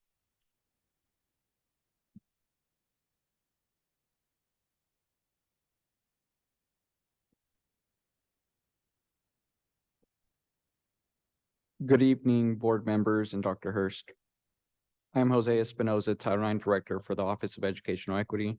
Our department is requesting to update the language within Board Policy 5146, married, pregnant, parenting students, to align with current laws and regulations. This policy has been reviewed by our legal team to be in compliance with the California Department of Education for the Federal Programs Monitoring Audit. Thank you, Mr. Espinosa. Do we have any public comment on this item? There's no public comment. Board, does anyone have any questions? Clerk Smith Folds, and then we'll come to Trustee Reckler. You know what, President Gonzalez, sorry, I apologize. I have a comment, not a question. Got it. Thank you. Trustee Reckler?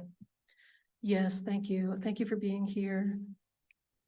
And I feel bad that you're here so late.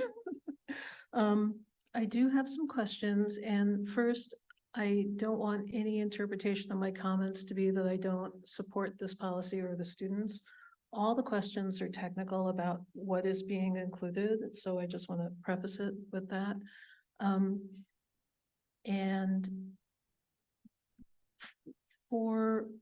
because I looked at some other policies just to see how they were set up on this item, and how was it determined that that what was included would be included in this particular policy? So for the California Department of Education Federal Programs Monitoring Audit for the education equity, there's several guidelines that CDE requests that we fulfill. Our legal team has reviewed that document and has provided the appropriate language within the policy to align with that so that we can be in compliance. And is there something special, or was there a call out special to this district versus Berkeley or Oakland? Because I did actually look at Berkeley and they had a recent update, but it mirrors this, but it doesn't look exactly like this. Would you happen to know perhaps a reasoning for that?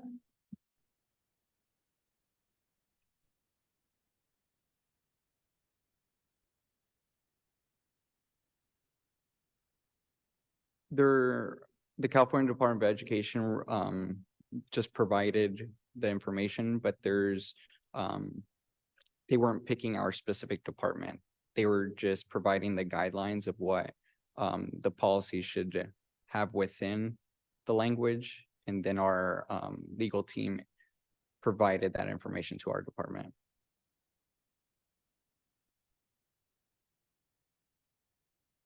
Okay, and then was there any talk about an administrative regulation? Because some of these things seem to be like they're how the policy should be implemented rather than being in the policy, such as a pregnancy prevention program, which seems like how the policy would be enacted. And then there were two other ones in here that also, like, notices. The notices that you're going to be added seem to me to be how you would implement the policy rather than the actual policy itself. Yes, so for the welcome packets and independent study packets, our department has already worked on those packets and have been approved by the California Department of Education. And we're providing it to the APP students annually. So our department is providing that information to them so that so we could fulfill that qualification. Okay, thank you. The rest is just comments. Thank you. Okay, board, we don't need an action yet. So does anyone have comments? I heard trustee Reckler, so we'll start with trustee Reckler and then Clerk Smith-Folds. Yeah, so just for comments, I'm just curious how it ended up being written like this. So it was just, like how was it formulated like this, and how were these pieces included? And then the comments that I had about should these particular pieces should they be policy or should they be administrative regulations about how you implement the policy. I think there's a difference. And what sparked me really was I figured, okay, every district is going to have this policy in California. What do they look like? And then when I hit on Berkeley, they had just done an update on October 3rd, and these elements are here, but it doesn't look like ours. So I don't think that every district needs to be the same, but it's just a structure question about how to, how to write this and why we ended up with what's on the paper. That's all. Thank you. Clerk Smith-Folds. Thank you very much. Thank you for bringing this forward. I have to say, after visiting our pregnant and parenting class over at Greenwood, I'm really passionate about this.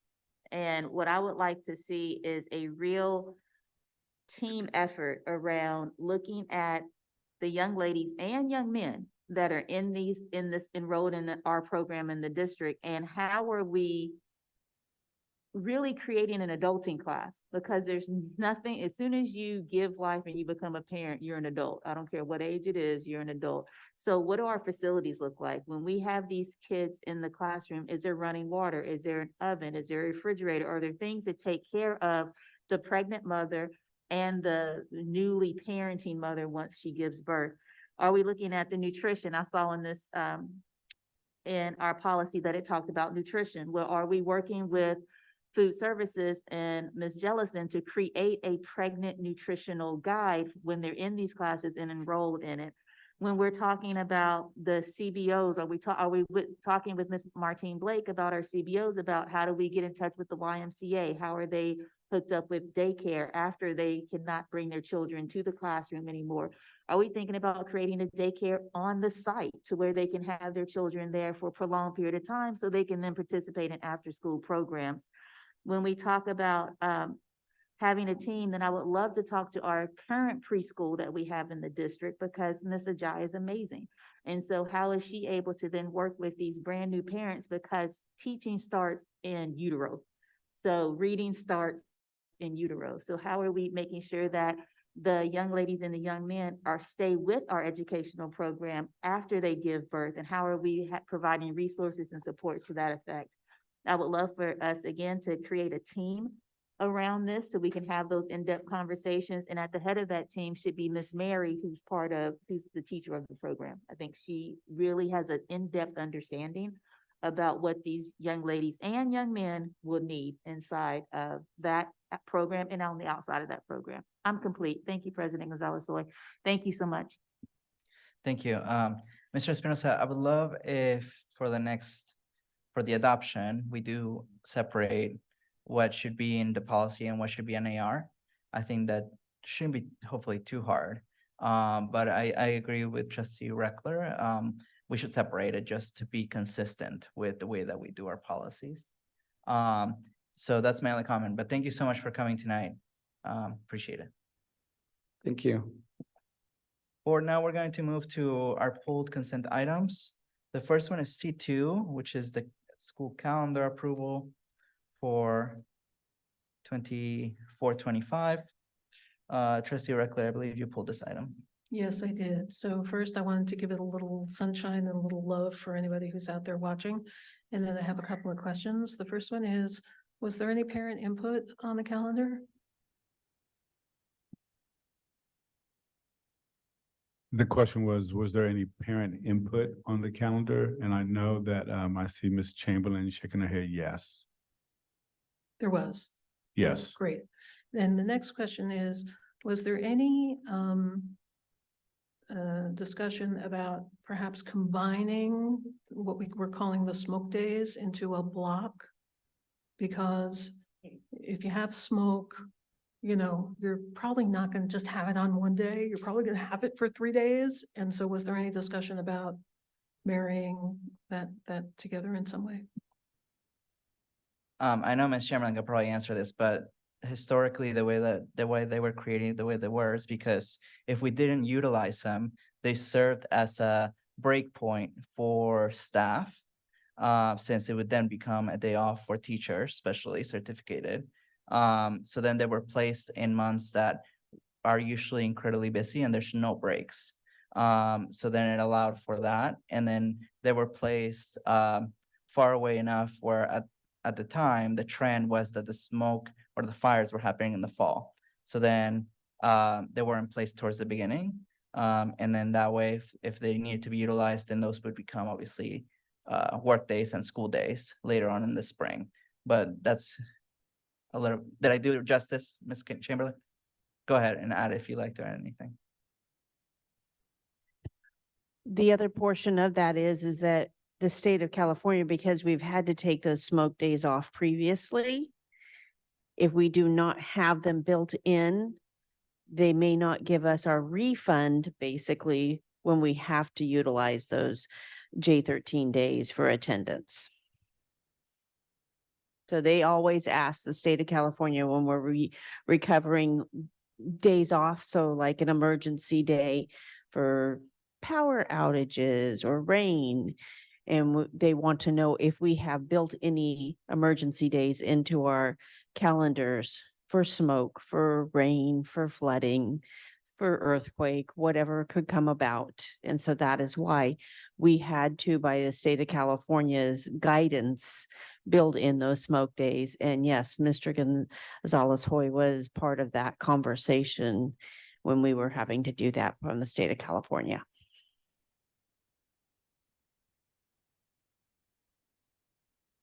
Not a choice. That's it, just a comment at the end. Okay, thank you. Anyone else have questions? Clerk Smith-Foltz? As a parent, I always wanted to know this, and this would probably be the time to ask. Who decides that we don't start after Labor Day? Is that California? Is that our 5 unions? Who makes that decision? It's a bargainable item. Oh, okay. So the calendars are made through negotiations with all 5 units in the district. But in big part is that if it doesn't happen, if there's no work days in August, then teachers and staff don't get paid in August. So that's part of why it also has to start earlier than it used to, because otherwise 10 and 11-month employees wouldn't get paid in August. They would have to get paid that September check instead of. Correct. But Ms. Chamberlain would like to add something. But I'm Okay. sure I'm missing. Thank you, Ms. President. Chamberlain is the expert, as we know. No, I just, it's it's my life. The count, making sure our calendar is appropriate. The state of California requires public schools to have 180 days of school. Charter schools have 175. So we have to have 5 extra days. Those were built in to our schedule, and that's one of the reasons we have to start a little bit earlier than some, so that we are able to have those 180 days with emergency days built in. So that's why it seems that way. But also historically, we find families tend to, because there are bargains in June to take off, if they were not, our attendance drops tremendously after the first week of June if we go later. Okay. And that's historically for attendance. Thank you for that. That makes sense to me, because if you start later, you have to end later. Correct. But if you're saying that if we start later, that messes up in June because people are out of here after like June 3rd, 4th. You 5th. got it. Okay. I'm complete. Thank you. Thank you, Clerk Smith Folds. Okay, do we have a motion? Trustee Reckler? I have I'll make a motion, but then I have a comment. Sure. So I'll go ahead and move the approval of the 2024 to 2025 school calendar. Smith Folds seconds. Thank you. Trustee Reckler, go ahead. And so for the comment, first of all, I grew up in New York, so starting school before Labor Day, I still have not been able to adjust to that ever. So it's like a little trauma for me, even when I hear it, it's like, it sets me off. I do think that there is an opportunity to look at combining those days in some way, and I'm very used to snow days, obviously growing up in New York, but you know, you had a big storm and then you were able to clear the roads and maybe you had a 10 o'clock start or something like that, but it was, I can't remember a time when really you were out for 2 days, but with smoke and with our new normal, you know, it is quite possible that you would have a very horrible air quality for a number of days in a row. And so I think there's an opportunity to lump those together and then to figure out, like they do in New York, how to, you know, add it to the April break, or you cut school in June, or you add, like there's little flex in there. So I just think that's an opportunity to look at for some operational runway. Thank you. Thank you. Clerk Smith Folds? I do want to appreciate the explanation because I didn't know, like I had no clue why we did it, but now I know, and I thank you for that. The other thing is, I would like to just mention in the vein of equity, that I would like to look at why elementary schools don't get a time to grade report cards. You know how in middle school and high school, they get that minimum day or full day off to grade report cards. I've seen the narrative report card. It's a lot. So I would like to just put that out there for the case of equity. We should kind of look into giving the elementary schools a time to grade the report cards too. Finally, I want to thank the district for continuing to put Indigenous People Day in October. Thank you for that, being that on the calendar and making it henceforth. I think that's amazing. And I also would like the district to look at, we may not be in school, but how do we districtly celebrate Juneteenth? How do we make that a possibility to celebrate Juneteenth? And I am complete. Thank you, Clerk Smith Folds. For my comments, I totally agree with Clerk Smith Folds. I'm glad you mentioned it about giving time for report card writing. And I think that it's also tied to parent-teacher conferences because they are so close.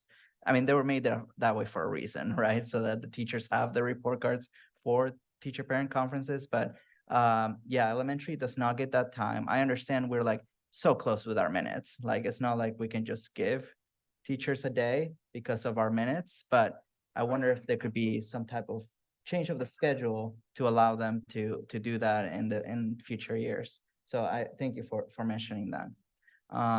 Okay, well, thank you so much, everyone. Let's now move to our vote. Trustee Cypresser, we'll start with you. Cypresser, yes. Thank you, Trustee Caleb. Caleb, yes. Thank you, Clerk Smith Folds. Smith Folds, yes. Trustee Christian. Yes. Trustee Reckler. Reckler, yes. Trustee Phillips. Yeah. And I'm a yes as well. Passed unanimously. Thank you so much. Thank you, Ms. Chamberlain. Okay, now we're gonna move to the next item that was pulled, C6, which was specifically the super achievement contract for Bayview. Trustee Reckler, you had a few questions?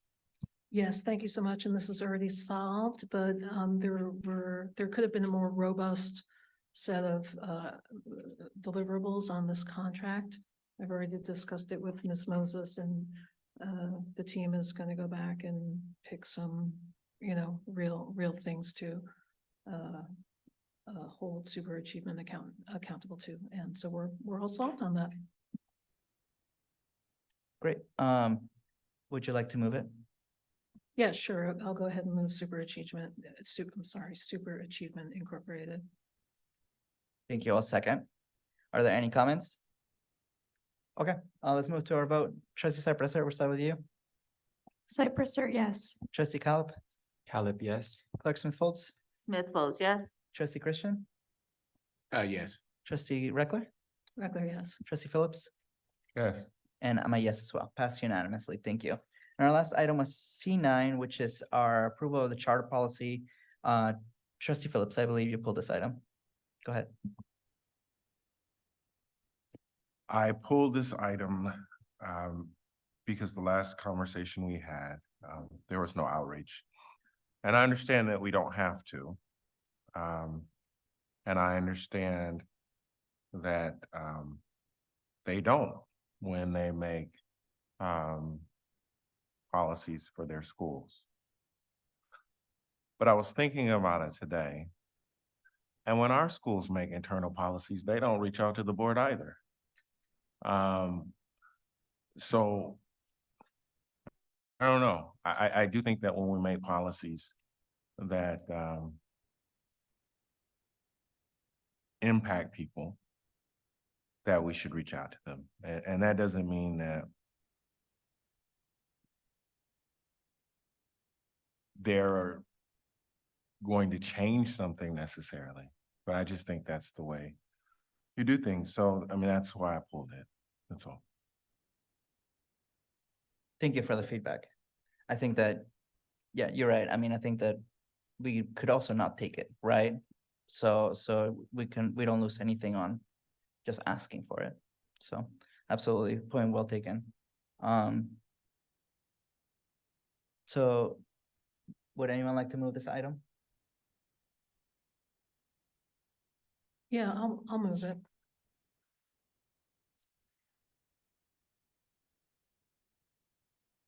I'll go ahead and move Charter School Exhibit Regulation and Policy 0420.42, Administrative Procedures for Charter School Authorization. Smith Folds, seconds. Thank you. Are there any additional comments? Okay, let's go to a vote. Trustee Cypress, Cypress, yes. Trustee Calip, Caleb, yes. Clerk Smith Foltz, Smith Folds, yes. Trustee Christian, Christian, yes. Trustee Reckler, Regular, yes. Trustee Phillips, Abstain. and I'm a yes, passes with one abstention. Thank you. Okay, that was our last item. So now we're gonna move to comments from the board. If we could put up a 3-minute timer, please. A 3.5. Since we're like, okay on time, but I do think that we need a clock for us. So 3.5, please. Trustee Phillips, would you like to get us started? Go ahead. Thank you. So, thank you very much. So I was thinking about our last board meeting and this really disjointed conversation that I was trying to have from this space. And the thrust of what I was, I think, really trying to say is that we have underrepresented, disenfranchised, underserved folks in this community. And I think what we end up doing is everybody is kind of fighting for, their piece, right? And so you'll have, Black families come in and talk about Black families. You'll have Latino families come in and talk about Latino families. But the truth is, most of the families in our district, regardless of color, regardless of ethnicity, are not really thriving. And so what we end up doing is seeing someone, a group, and at the last board meeting, I talked about white families, for example. We end up seeing people who may be doing better than another group, and we focus on that group and we say, well, we want to get where they are. But we never really stop to ask, are they in a good place? I mean, just because someone is doing better than you doesn't mean that they're in a good place, because good is relative. And what I'm trying to convey is that overall, our district is struggling. And white students are struggling, Latino students are struggling, Black students are struggling, people are struggling. And we talk about achievement gaps in relation to white students all the time, and that gap is real. But if we are being honest, there's also an achievement gap between white students and other white students. And so I think what we really need to do, and I'm going to continue to have this disjointed conversation because I really want to have a conversation about race. And I think that race and racism, I think it's real, but I do think it's also used oftentimes as a proxy for class. And I'm talking about class issues very much right now. And what I would like to see us do, right, is realize that collectively, yes, there are those of us who are doing better than others, but collectively as a community, we are not thriving. And if we can get to the point where we stop focusing on each other and start focusing on other people out there who are doing better than all of us, and answering the question of how do we get where they are, I think that's the trajectory that we want to be on. So I'll continue to have this disjointed conversation, but 3 minutes and 30 seconds to just say it worked a lot better. Thank you. Thank you, Trustee Reckler. Thank you. So again, congratulations to Richmond Robotics. I want to go down. I already had a little chat. I want to go into the class and see what they do. It's very exciting. Certainly an opportunity I never had, and one that looks very intriguing to me. And second, again, to thank our campus safety officers for all they do. I also want to talk about Susan McReynolds for a moment, who was a kindergarten teacher at Kensington Elementary School, who passed away. And she was my son's kindergarten teacher. And I'm indebted to her because within the first 2 weeks of school, she pulled me over to the side and said, we got something going on here and we need to figure out what's going on with your child. And so we began the process of trying to figure out what was up with him and how to get him on the right track. And so it was very early intervention that I credit with him being able to achieve what he achieved. And so I'm very grateful to her for seeing this right away and being able to put us on a path where he was able to be the best that he could be. So I thank her, and I'm very sorry to her family. She really touched our lives. Second, I want to talk about school forums for a minute. So I'm getting these very aggressive emails from El Cerrito High School that I have not completed my school forums and I need to get them done. And I started to think, like, why didn't I complete this? And I think the reason is that I don't think that the 23-24 student handbook was attached to the forums, but regardless, you're asking me to receive and read a 180-page document. So until I'm done with that, I'm not sorry. I'm not pushing the send button on that. But of course, as I was looking at this, I collected a bunch of notes about what's going on with school forums. And of course, in the spirit of improvement, I'll be passing that on. And perhaps the superintendent may convene a small committee to look at what parents think when they're in those documents. And I think there are some improvements that can be made. Tomorrow morning, I'm off to the Community Engagement Initiative in Southern Cal for a day to talk about community schools. I really don't know what to expect, but I'm excited about it, and I'll learn. For some upcoming items, I would like to talk about access to schools, both fields and in the morning, how parents can get access to schools. I think we have a disconnect between what parents understand, what the district understand, what principals understand. I think that needs to get cleared up. I'd also like a little update on what's going on with Prop 28, if anybody knows. I think that was important, what Mr. Wilkie called in about where we are, and I don't think it's us, I think it's the state. I also believe that the CBOC has said all they want to say about the policy and some upgrades, so I'd like to understand how to work to bring that forward. And then I also want everybody to know that I changed my password. So, Ms. Logan. And then also, if you're not always at a school site, like I'm not always at a school site, you can't change it from home. You have to do it when you're at a school site to be, I guess, on the network. So that was just a learning for me. And I'm done. Thank you. Thank you. Trustee Christian? Yes, I just want to say, thank you to the campus safety staff who came tonight, and as well as the robotic club from Richmond High School. And I want to just say, to us is that we have a lot to work on in our district to improve a lot of things. A lot of stuff has, a lot of things been happening, but it takes great leadership to lead and build every school site. It just, we have to make sure things are done right. And over a long period of time, things are just not been right.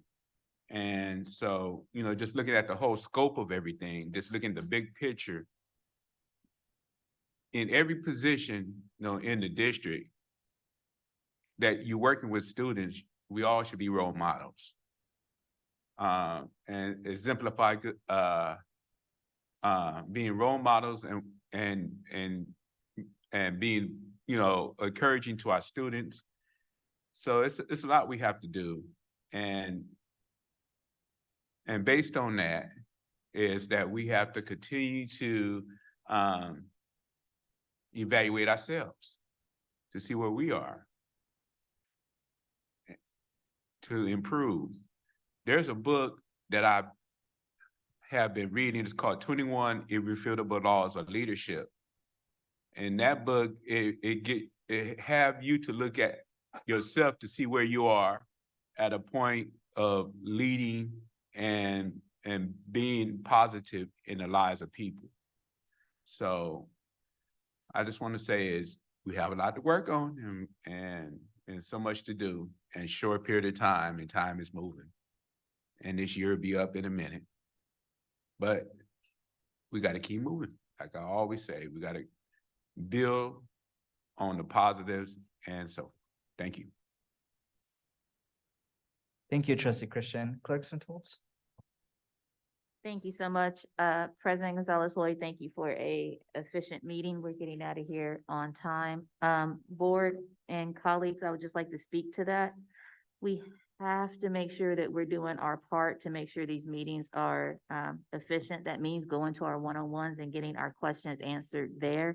So when we come back to the meeting, we're able to make sure that we are staying succinct and focused. So I would encourage all of us to make sure that we're able to do that. Second of all, board, I want to make sure that we're following all the policies that we agreed upon when we were at our retreat. So that includes making sure that we are attentive and focusing, and we're not passing notes or doing anything that could be against the Brown Act. Finally, I want to thank the CSSs again. Thank you for all your hard work. Dr. Hurst, I would like to look into recruiting more female CSS. And I would like to look into how do we make our CSSs bilingual, even trilingual, because what I know to be true is when a student is in trauma or stress, they will revert back to their home language first. And if we had our CSSs able to de-escalate in their home language, then it's a real asset to making sure that that student stays in relationship with our CSSs, and it doesn't escalate, but it de-escalates. So having basic conversational skills in another language would really help to improve that relationship.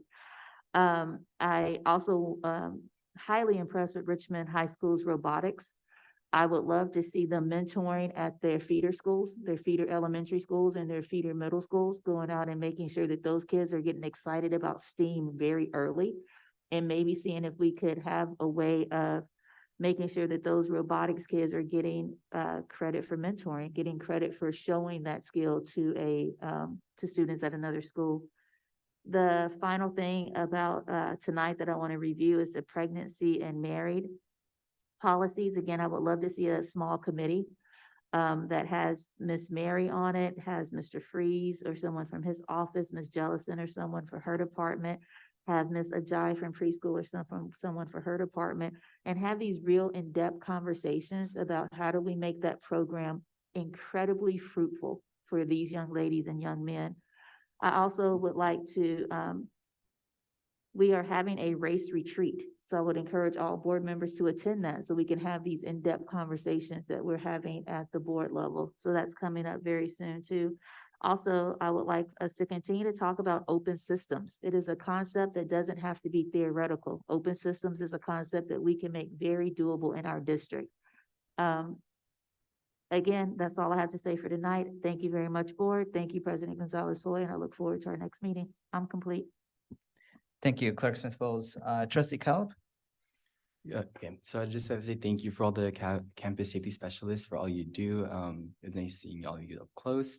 And then also I'd like to see that I'm really impressed with the Richmond robotics team. Like as a student myself, I can't imagine like what went into it and like how they're able to like build whatever they did. And I don't know if it's just me, but like when the robot would pick up something and like look at us, I really thought it was gonna go at me. Like it was pretty scary. But then when it would slowly drop, I was like, oh, okay, like it's not that bad. But I really just can't imagine like what thought and like the process that actually went into it. And then also would like to comment on C3, the approval of fundraising activities. Like seeing the fundraisers actually be approved in an adequate amount of time is very fulfilling to me, because if you were to see all of those class of 2024 middle college, I filled out those applications. I'm finally seeing it being approved in a good time. And I know like the stress that like the students in my leadership class experience, because literally in leadership classes, we learn how to do the paperwork efficiently and we learn how to do it so it can get approved in a proper amount of time. And I'm just happy to see that change. I'm just happy to see how it is being approved in just a good time, because it's just a common complaint that's discussed in my leadership class. And that's pretty much all I have to say. Thank you. Thank you. Trustee Cypress, sir? I would first like to start off by thanking, of course, the board and all the presentations we were given today. It was really nice to see the campus safety specialist all here, because I do appreciate the work they do for our schools and the campus, and having long committed employees for the safety of our students is really a big deal. Second, I would like to thank everyone for giving us a chance to share the project that me and Tristan have been working on. We're really excited to gather this information and present it to you, especially the process. We're proud of our idea as well, because we care about the teachers in our district, and we do care for bettering the learning experience between both teachers and students. Lastly, I am really impressed by the Richmond Robotics Club, because it's really nice to see underrepresented districts such as ours at competitions like that. It makes me proud that we show so much commitment within our community, and that we can build more recognitions for ourselves. So I'm complete. Thank you. Thank you so much. For my comments, I just want to talk about the month of October. So the month of October is one of the hardest months when you're in education. You as a teacher are not just preparing for report cards in elementary school, but also parent-teacher conferences, but it's also a month with no breaks, right? And same with classified, right? It's a really tough month. You also have Halloween coming up, right? Thankfully, elementary doesn't have school the following day. That was well thought out. But the month of October is tough on people at the sites. Our principals are overwhelmed. And I also know it's the same for our district office. I know that every single person here gets a million emails, a lot of urgency, of course, because anything that has to do with a child is really important and we should be responsive. But I ask everybody to be patient, to be understanding and assume best of intentions, including everybody on the board, because we are all currently getting a lot of requests of different needs throughout the district. And we all send them to the wonderful people sitting in front of us and to my left. And because I get to see a deeper level of their work as board president, I am seeing that we are all sending them a lot of requests, tons of requests. And we can't forget that right now they also have the priority on safety and the budget. And the budget subcommittee, which includes all of cabinet members and the superintendent, is meeting once a week, twice a week, depending on the week too. So I ask everybody on the board to be patient with emails, with the requests, because as people at the site are overwhelmed and urgent, I know that people up here are as well. So I just want to end by thanking everybody at the schools, because as a teacher and as a union rep for teachers, I know that it's tough right now. And it is tough for our students too. So I just want to thank everybody. And I do want to say that I am in a work group appointed by our governor around Prop 28. And they've been getting a lot of questions around when is the state going to release those funds? Believe me, everybody's asking for those funds. And what Ms. Moses and I needed to say out loud to the whole community is that those funds there's no date for when those funds are coming. So it's hard for us to say we're gonna upfront the money with our budget issues, because we don't know if the money is coming at all, because it has not been said. Now, yesterday, finally, the state told the county offices that the money is coming, but they said early spring. They didn't even give us a date.